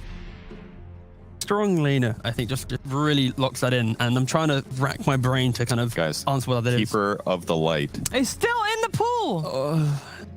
Ignored. Not the sort of strong, but also weak. Tundra did showcase how strong Keeper Light and Earthshaker was in conjunction, you know, securing the lane, protecting your tower, and then also reacting. So, I don't know. I can't see the hero, but they can always go back to Grimstroke. Yeah. True. I think they need more abilities to shut things down. So. All right, we got the Darks here. Then who is playing? We got a mid still. Yeah, Prophet 5. So it's the Puck 5. Yep, and then the offlane ET. Okay. Okay, cool. Let's see how they do the offlane. Yeah, and I think the interesting thing is simply Darkseer normally likes an aggressive 4, and Earthshaker is a very passive 4. So that'll be interesting to see how much effect you get on that Darkseer. All right, Purge says he's interested to see how this Elder Titan is going to play it out. Any other words regarding this draft, Purge, before we let you go? Yeah, follow up on what T-Gov said. Earthshaker is going to be passive here, and even if they fissure block Matoma Man on the Ursa, he can just, you know, do a little backflip over it. So passive lane for Nigma, I guess, but it should give them a stronger mid game. And while Replica will be kind of nice against ET. All right, thank you very much. Is it going to be a more even game than game 1? Please tell me yes, T-Gov. Please. I think the people need to know. Trying to remember the exact draft. Puck, Rubik, ET, Ursa, Void Spirit versus Shaker, more of Nature's Prophet, Doom, Darkseer. Rattle them off. I think the better laning presence and the push. So yeah, it's Secret. I'm sorry, the drum roll was just anticlimactic because I'm just going with Secret, which is this one. I'm sorry. I don't see what they bring to the table. It's too much meh. Moxie, what needs to happen for Team Nigma have a good game here? Oh boy. I think they need to have favorable lane matchups. I think early, but I'm just really concerned because, you know, I doubted Secret a little bit that first time around, and like you saw how clean they play. You know, I think Matu went 14-0 and like 7 or something like in that first. So I'm gonna have to hop on the Secret train here. Come on, guys. Surely Captain Kuro has learned something from that first game and is going to put all those lessons into work, because that is the Team Nigma strategy so far every series in the DPC League Upper Division. Team Nigma loses the first game and then comes back with winning the 2 after that. So I am hoping for at least a game 3 here. But first, Team Nigma have to prove themselves against Team Secret in the second game. Let's hear what our commentary team has to say about this one. It is... Thank you very much, Shiva. Yes, game 2 ready to go between Secret and Nigma. And Fog, what are some of your first impressions from the drafts this time around? I'm at a very big concern for Team Nigma, I'll be totally honest with you. With them opening with it's gonna be Miracle's hero immediately, right? As soon as that Morphling is shown, you know Secret's like, we have to just full out commit onto this hero, pick heroes that are all gonna counteract it. I feel like they get the litter when they're able to set the game up like this. This Elder Titan pick is amazing. It's also into a Nature's Prophet, so he's into summons, and he's versus Morphling, and he has Rubik behind him. This looks like a really, really strong draft from Secret. And right away, look at the way that they shift the lanes. Even though that Doom was picked versus the Void Spirit, they're putting the Ursa versus the Doom. That does not sound fun for Weehaw at all. Yeah, I mean, we saw obviously last game, Secret having that sort of switch up in where the cores were going to make sure that we are at a tough time. And you're right, yeah, Secret doing it again here, getting the Ursa versus Doom. Yeah, and I'm worried that their draft is too passive, too greedy. I see Morphling, I see Doom, I see Dark. I feel like every single one of these heroes, they need some time to be able to get online. They need items to be able to actually provide them any way to actually fight. While I see Secret, I feel like they can just brawl whenever they want. They don't really need items early on. Their lanes are also going to be, yeah, like I said, quite concerned for Nigma, and we're going to see how much they can actually do, especially with this Kuroki Nature's Prophet, if he's able to cure the farm for Miracle. As right now, he's doing a good job of pushing. And let's see. I see two of these lanes being easy, though. I see mid lane gonna be pretty hard. Yeah. Bottom, I feel like Darkseer lanes always just don't do too great. And then top, once the ET starts getting levels in that aura, once he hits level 3, they're gonna start just charging it. I mean, and sort of overall, though, you know, last game, obviously, Nigma, their last pick being Mind Control's Beastmaster, didn't have a great time. Is it at least better, the last pick Darkseer in this game? You say it's still hard, but is it going to be as rough as the Beastmaster? I'm just not sure. He at least gives them the combo for the team fights with the Earthshaker, but I'm just not sure what it's going to provide.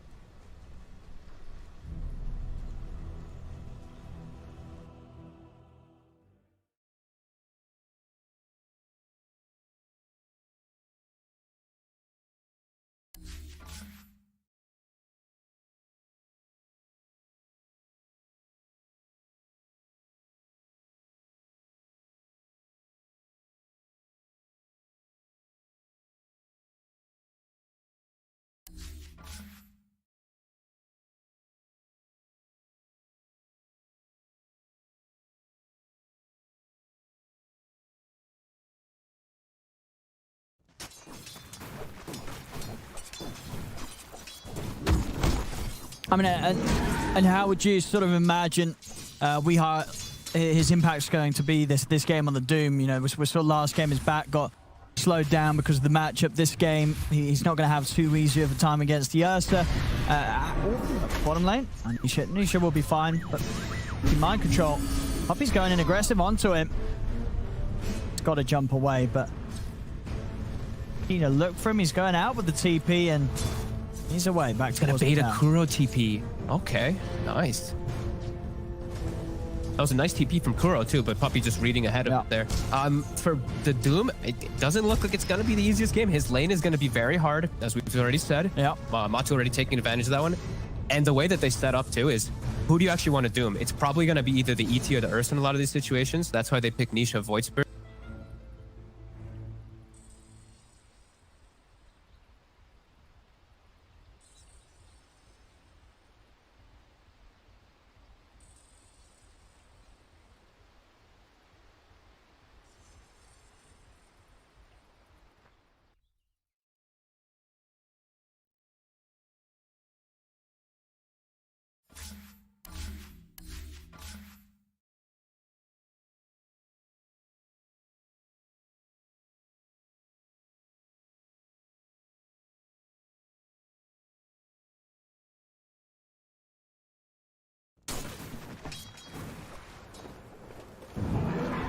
Well, I say that though. He's not going to want to come in on that. They might be able to actually kill Matu if they're lucky here. He doesn't have a point in the Earthshock, and Weehaw does have his Stomp as well as the Scorched Earth. GH is spotted though. They have some potential to kill the Ursa if Matu's not careful. But now we see lanes are starting to break, and they are going for it. Here we go. Have they got enough lockdown? It looks like they will. They bring Kuro in. Matu's trying to find We Are in return. He's not going to be able to do so. So Nigma, I mean, a very well-needed move there around the mid. They had to do something about this bear having a completely free lane against We Are. Yeah, loving GH's just persistence to stay there, even though I think he knew he was under vision. He has a level 3. So if he gets the block, he gets the secondary stun from the Aftershock and do so. And now Kuroki can actually set himself up to take away bounty runes too. Looks like it's probably going to be 3 bounty runes for Nigma, and a decent punch with their greedy, very greedy lineup, getting themselves.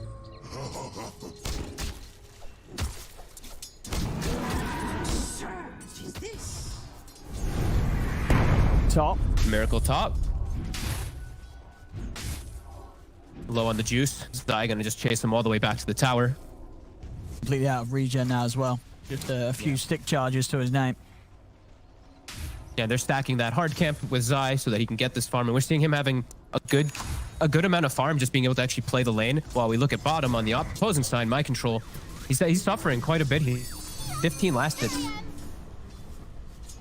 I mean, can't look to pressure this lane much. Top. Kuroki. He stepped a little too far forward here. Zanyap's not able to beat him down. We sort of had the panel talk about how you sort of want to go around building the off-lane Elder Titan nowadays. As you said, with the shard, other than that, are you still going for sort of the just your boots upgraded into what phase or treads and into a drums? Or? Yeah, I think if it depends on how your lane is going. If you're dominating, go phase. Okay. If you're really dominating, you go phase drum. And if you're really, really dominating, just go phase Ags right away. So he can put some items in between. Oh my goodness. Yeah, Miracle's got a fair bit of strength shifted up, but still his HP's just disappearing there. Kuro, he's taking half of his health there with a punch. They do have We Are coming in to shut down Zai. Yeah, and with the Doom, they'll be able to find him. Miracle, he'd love to get that last hit. Isn't going to be the case though, as We Are will get the kill. Zai ticks down to the Doom. Good rotation. Relieves that pressure a bit there off of the Morphling. But now Matu, he finds himself a haste bottom. He's going to do the same move on the opposing side. GH under a ward. Get away from this bear.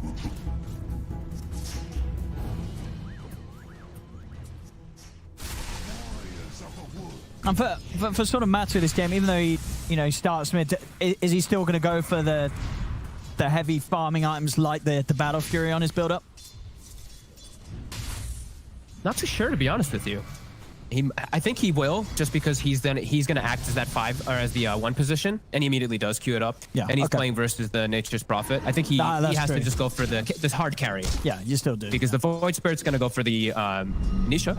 He's getting pressured bottom. Nisha's going to be going for like the phase Aghanim, so maybe a Witchblade in between. So he wants to be the super hard transition.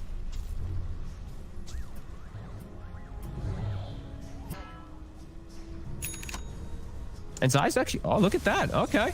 So he's going to go for Midas. So they're probably feeling like they can outscale and probably maybe feeling that they have a good position for the ET to just get levels. Mind control. Is there one thing that you lack? Quick catch underneath the tail there by Nisha. I mean, yeah, because that's going to be the thing, right? If this early game remains even and Matu gets himself his Battle Fury, Zai gets a Midas, just in comparison, what sort of Nigma's chances of keeping up? I guess Doom's always going to be able to keep up because Doom, We Are's going to get a lot of farm on himself. But yeah, huge pressure on, in particular, mind control for him to be able to keep up in this game as a Darkseer against these cores that are just going to scale infinitely better with that sort of accelerator. Yeah, and Zai will... The one thing that you do kind of lack sometimes, even though you're a 3-position ET, is finding ways to get farm and levels if you're not just constantly fighting. So this will always provide it for him, and attack speed, as he's going to go for that Aghanims build. And they've forced Miracle to the jungle, which is probably what he wants to do anyway, because he had it, and they're giving the lane to the Kuroki top. But this just means that there's just free plays for bottom. Oh. Puppy now gets the coil too. I do have We Are by his side though, mind control. They scan. They get the scan right behind. They actually read the ward watching his move. Level 6 Puppy. Nisha just hit 6 not too long ago. Standard Puppy somehow just level 6. And they're watching the rotation. Weehaw just walking under this ward, making his move toward bottom. Another ward spotting him out. About getting the go if he... Searched up. Trying to get in it, Puppy. Oh, they're going to drop the Doom down for him. They want to secure themselves the kill, leaving no chance to jump away, and it'll get the job done. Puppey down. I mean, Weehawk really just hates Puppey here today. That's what he lassoed him more last times game, in one game. Now he doomed him the second doom. Radiant's middle tower is under attack. Looking to pressure the tower though with the ion shells, even glyphing the wave. Mind control though, getting gone on. At the same time, Matu is going for Kuro. Kuro's trying for the TP out. Ooh, nice push back there from Miracle. Will keep Kuro safe. And they can't actually turn any of this kill on the puck into any pressure. The tower takes only like 15, 20 damage after it had initially taking. Now Nisha jumping forward. Puppey's back. He's able to take the bounty route. And close to bringing GH down. They'll drop the coil just down onto Weehawk. Nature's Wrath come crashing through. Puppey. He's able to step to the side. Now Matu's in. Weehawk's speedy though with the drums popped. They cannot continue to chase down the Doom. Weehawk's going to be fine. Disengage there. More time for Miracle to just get his farm, not get pressured at all. Okay, here we have the timing here. So 10-minute Midas on the offlane ET. Not a bad time at all there for Zai. Yeah, pretty damn good. Already level 8 too, so he's gonna have very high levels just because of this, and that's gonna make him have higher levels of natural order soon. And bottom actually, GH at 6. Nisha. My waters rise. Wasn't ready for that at all. Dire's middle tower is under attack. So they are getting some pretty decent kills in the game, actually, even here, at least in the net worth. Experience definitely leading for Secret. They've been able to split themselves up, and of course, Midas having some good stuff. Yapstor actually finds himself an Ion Shell. Pretty decent steal when he has an Ursa and avoids. Might be able to make some stuff happen. Oh, even an ET too. He can actually go up top and look to set some stuff up with it. So they're gonna look to stop Kuroki from being farm up there. Kuroki got a lot of farm. Chill on top.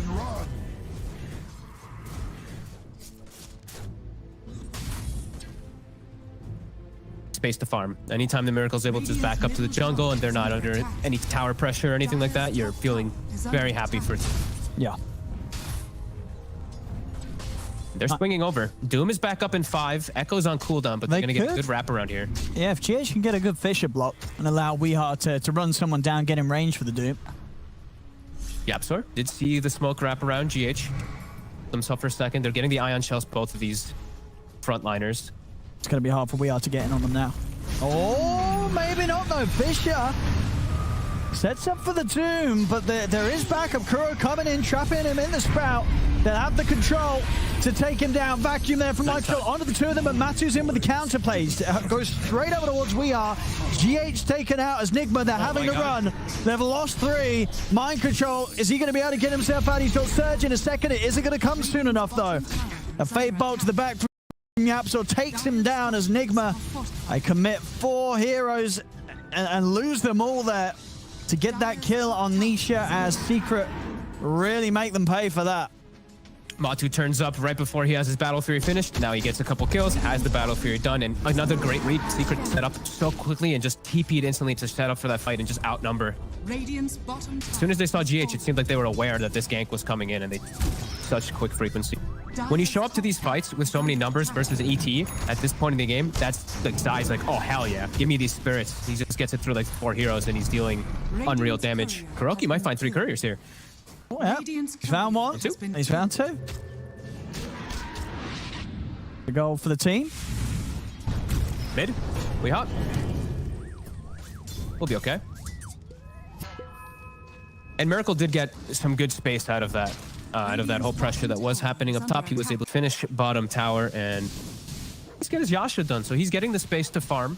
And with this greedy draft, I think anytime that they are able to do that, it's okay. Like losing the 4 heroes obviously isn't great, but anytime that they can buy for Miracle. We're seeing it. I mean, is this going to work out for him this game? He's going for the Manta into Ags. He wants to make those Q plays. I imagine with the Shaker, right? That's the intention here. And he's gonna the totem's gonna be low level though for GH. Yeah, he's only got the take time. See if he starts to shift once into it now.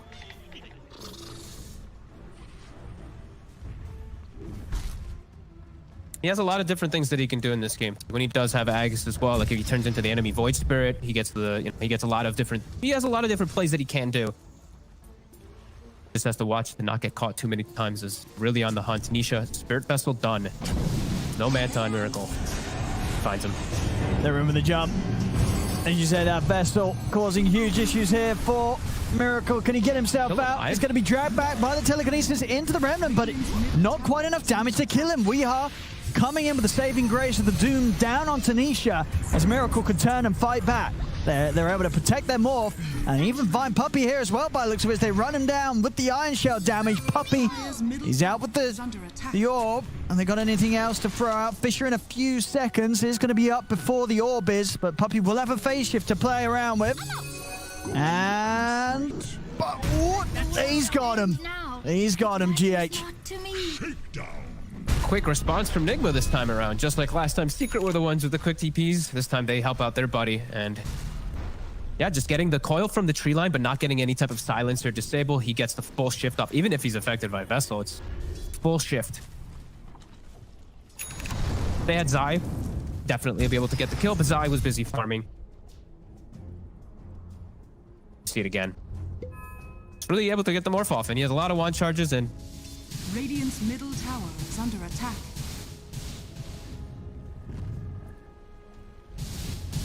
Weehao's getting close to BK.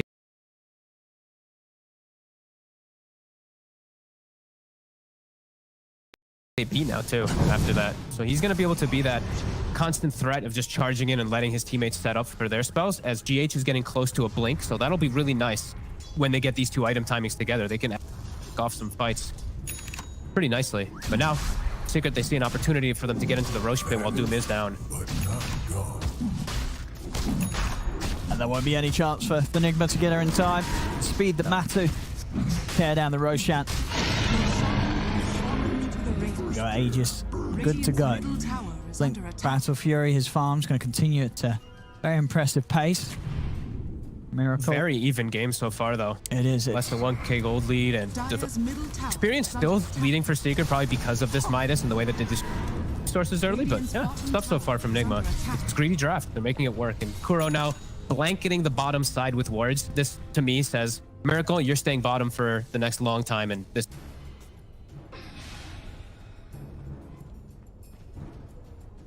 Dancing around Zai. Radiant's middle tower is under attack. Zai, use your Midas. There we go. He got it. He's scouting with his spirit. Oh. He's actually getting set up on. He's looking in a lot of trouble here. Quick moves from Nigma as he shows himself in the lane. Matu. Gonna be able to get at least, or is it GH? Oh, they got him. Top lane. Nisha Puppey. The aggressive play onto mind control. The two of them, though, not quite enough burst to bring him down. They've got to run. Weehao's in. No, he has a hood. And he's ready to chase. He's coming in. He's got the Doom ready to drop. Does he want to pop it? Oh, he's looking for Puppey. I'd rather have Nisha, though. Nisha, the bigger of the two targets, but Nisha's away. So many of these elusive heroes that you got to get the pump fake going for the Doom. Can't quite get it off onto any. A tough kill. I can't believe they actually went for my control there under the tower. Maybe just trying to force some reaction, which they did get, and up to hit mid. But an ambitious go. And now without Echo up, they're feeling pretty confident to go for the cheer. Dire's middle tower has fallen. Matu already ready to look for some more here. 3 minutes still on the Aegis. Trying to keep control of that enemy jungle because they know that Miracle has full control of theirs. GH now looking to keep playing around bottom for this Morphling. He can still always be able to find kills if they are not prepared for this jump. With all this ward coverage that Kuroki gave from earlier, this is a nice way to play around the Morphling.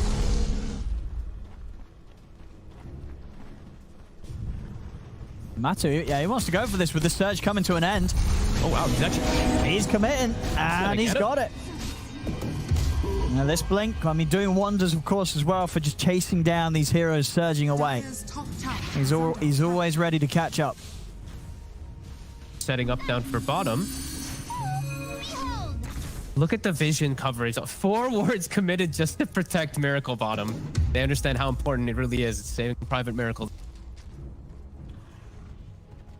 Really want to try to find any aggressive moves to Puppey, but won't be able to. Basher now finished for Matumba. Radiant are scanning. Really scary on this Ursa.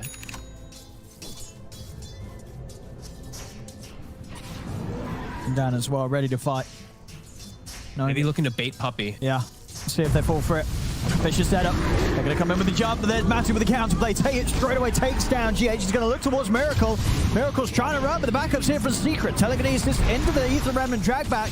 Miracle popping the Manta. Then he's spit out to the side there, into the sleep. They cannot get him out. And look what might not seem like a big spell, but look at Yapstor.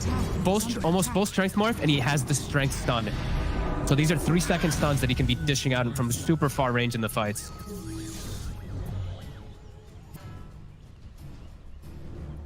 And such a bait. Puppey, they're reading the map so perfectly. They know how they want to play bottom. They just bait this Morphling in. I'm gonna be watching for these adaptive strikes from Yapstor. This is the distance that you can cast this from too, and even pushing them out can definitely be a problematic for more.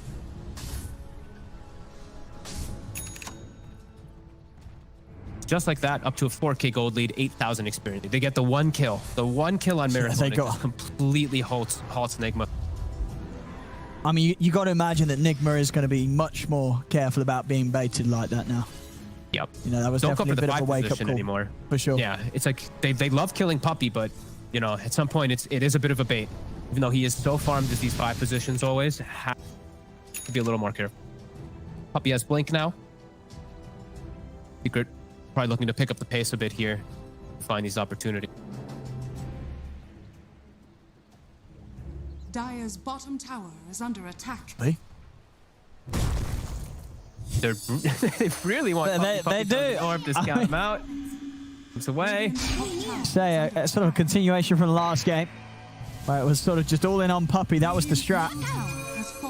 The Puppey puck also especially is such a nuisance for months and months now that he's first for himself, and it really feels like every time they pick it, it's literally only been Puppey playing it. I feel like nobody else really takes. See this bait again. Perfectly done. All to plan for Secret there. And Miracle just not quite able to make it away from this.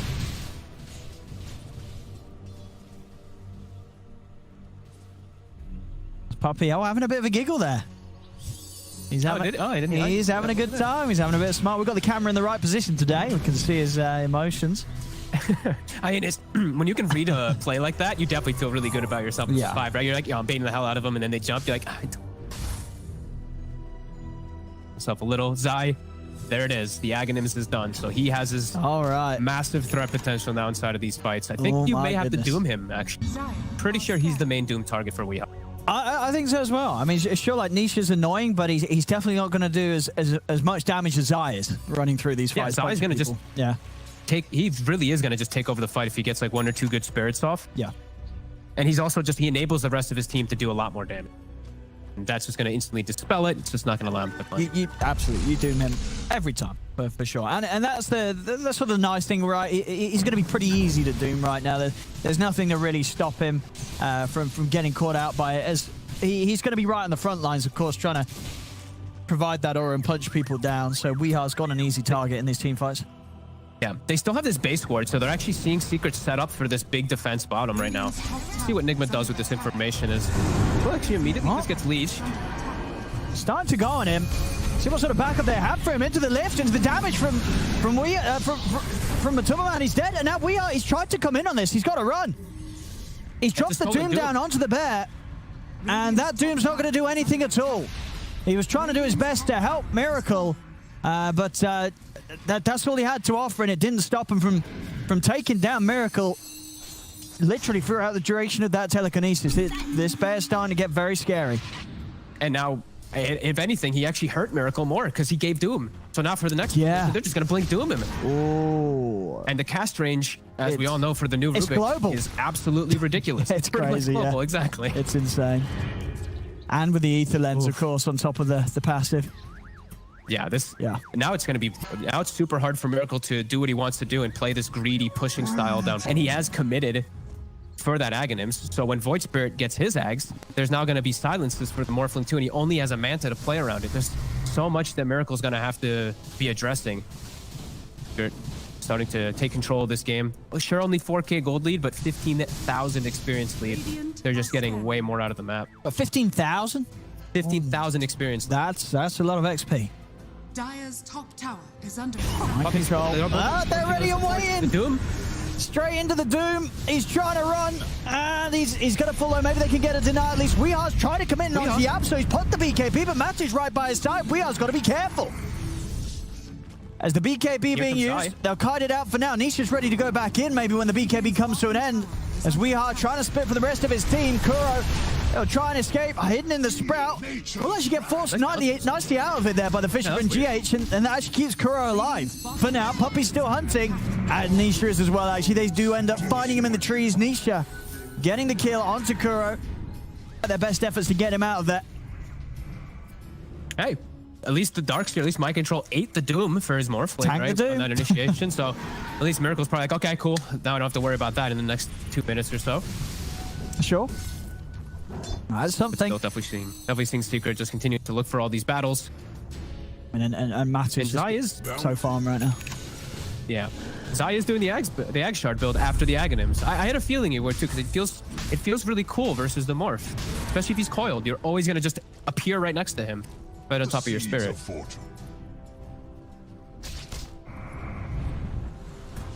Yeah, he bought it. He committed. Awesome. I actually have not. I've only tried this once in practice. I haven't seen any actual players do it, so I'm really excited. I mean, it's super strong, right? Especially when you have the Ags, because you're immediately going to get that magic immunity when you turn up and you're in the center of the fight. So yeah, you're going to be a huge issue to deal with. Coil. Yeah, exactly. So it's got some really cool potential. And yeah, let's see what Nigma does to be able to deal with it. Let's GH still only level 1 totem. Miracle has Ags done, so the totem are not going to be as impactful. But I mean, it's still cute stuff to play around with from the other team. I mean, is there anything else that he's going to be looking towards to use the morph against? He can turn into the ET. The ET spirit, get himself a free BKB in the team fights, get plus 300 damage. Now that sounds pretty good. Dire's bottom tower. As long as he can that get sounds pretty good. Himself in the midst of the fights, as long as he doesn't get initiated and jumped. Sure. He's going to turn into the Shaker still. Pops the Arcane Rune after turning into the Shaker too. And oh, that's a Fissure stolen for Yapzor.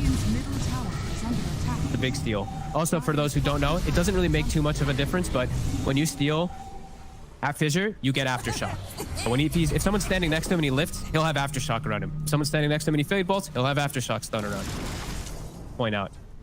Wait, why? What? I don't know. It's just that doesn't make any sense. He doesn't even have a shard himself. Tied to Fissure.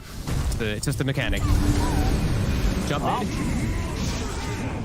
And now with the coil on and mind control, they might just find themselves another. Into the sleep stomp. He's gone.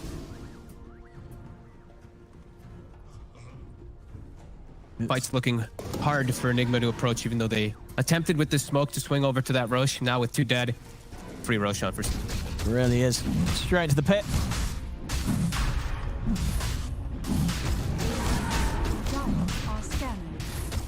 But that does, I mean, as you say, well, that sounds very peculiar. It's tied to Fissure. It's tied to Fissure. Even though he does not have an Axe Shard himself.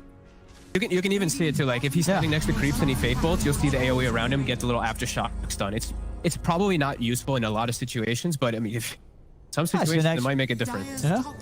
If you're versus like an army of like illusions or something, and you actually are just gonna change. Oh man, he's got Miracle. Miracle? Oh no. Oh. Well, that's an oof right there. Now Nisha has an Ags. And a ceremonial robe on top for him too, so more status resist and magic damage. And this Morphling, every time he's dead, it feels like an eternity. Because they just have no pressure on the map whatsoever when he does go down. Really taking control really quickly here. Matu. I mean, he's already looking for his next target. Oh yeah, Abyss was up in 3 seconds. Oh, mind control. Oh, he's in trouble. He's in a whole lot of trouble. Hey, this game's really ramped up in pace. It was a close beginning between the two teams, but now 29 minutes in, Secret starting to just break Nigma apart. And they find GH too. It just doesn't stop. Have a split push. It never stops. Secret. The Mercy is gone. Just sort of the moment where it really seemed that Nigma sort of just switched themselves off a little bit, started to be less, you know, sort of coordinated with these moves. You know, you can't allow that against Secret. Secret will immediately punish that and just get such a huge lead off the back of a few misplays. Yeah.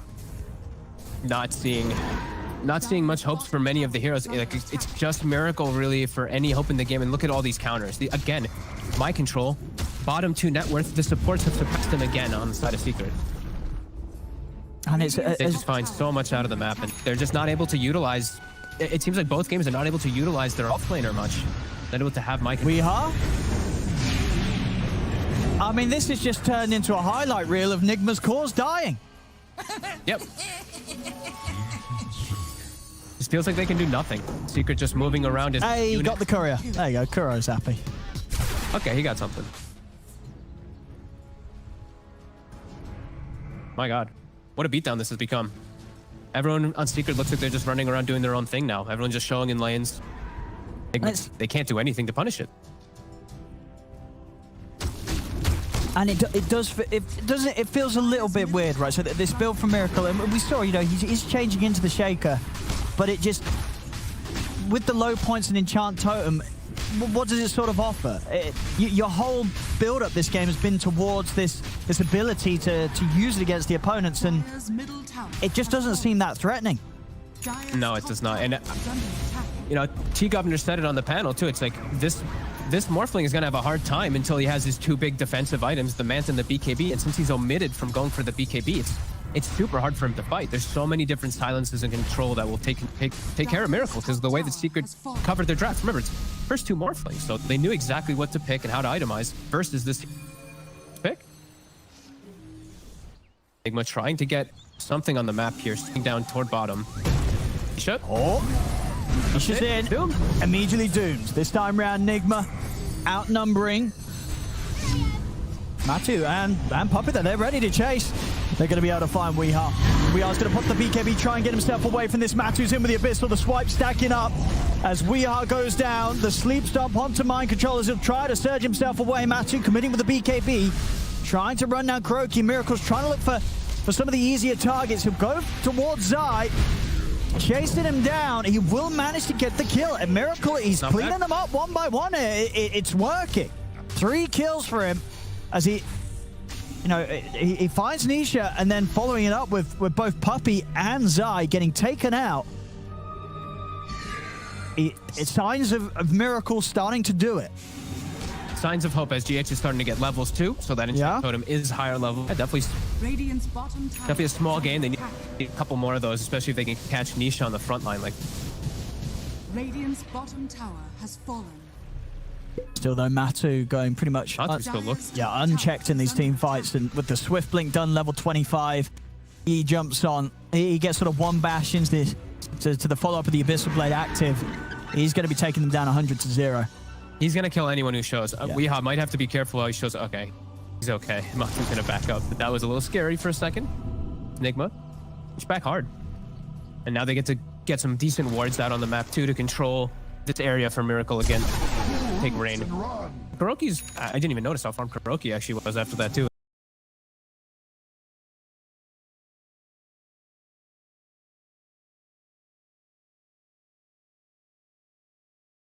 An Orchid up, so he'll be able to play around and he'll be able to actually counteract, maybe pop.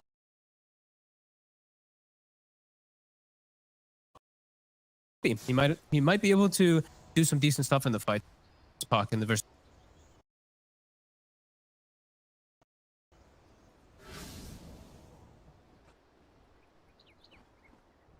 Very tall hill to climb, as Miracle really has his work cut out for him. It's the only level 3 enchant totem, but very close. I'm actually surprised GH took his time.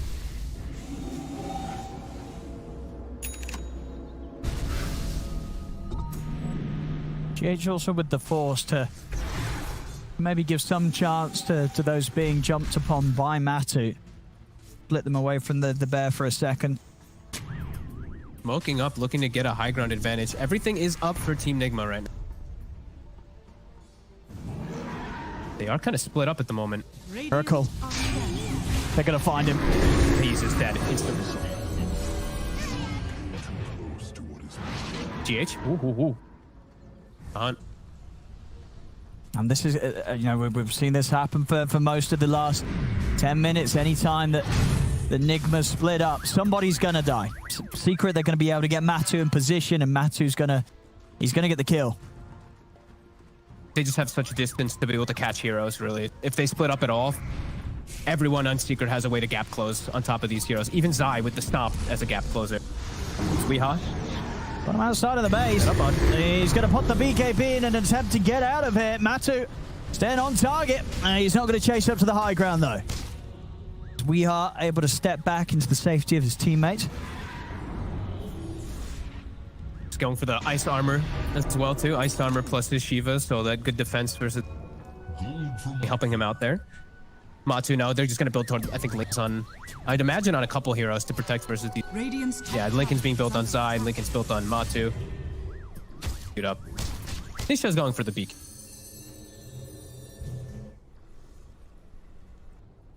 Preparing themselves for the later stages of the game, as they'll respect Enigma as it's Morphly can still carry. It is an uphill battle, but they are itemizing just in case for that. And keeping their careers now in the Roche pit.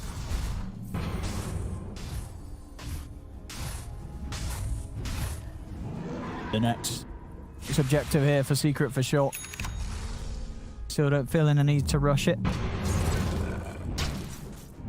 That's Kuro's next item complete. Blade. He can protect versus that Ursa pretty decently. Absolutely. Whoever that Matu does get the Abyssal Blade on, if Kuro's got quick fingers, he can help him out. Puppy's hunting right now.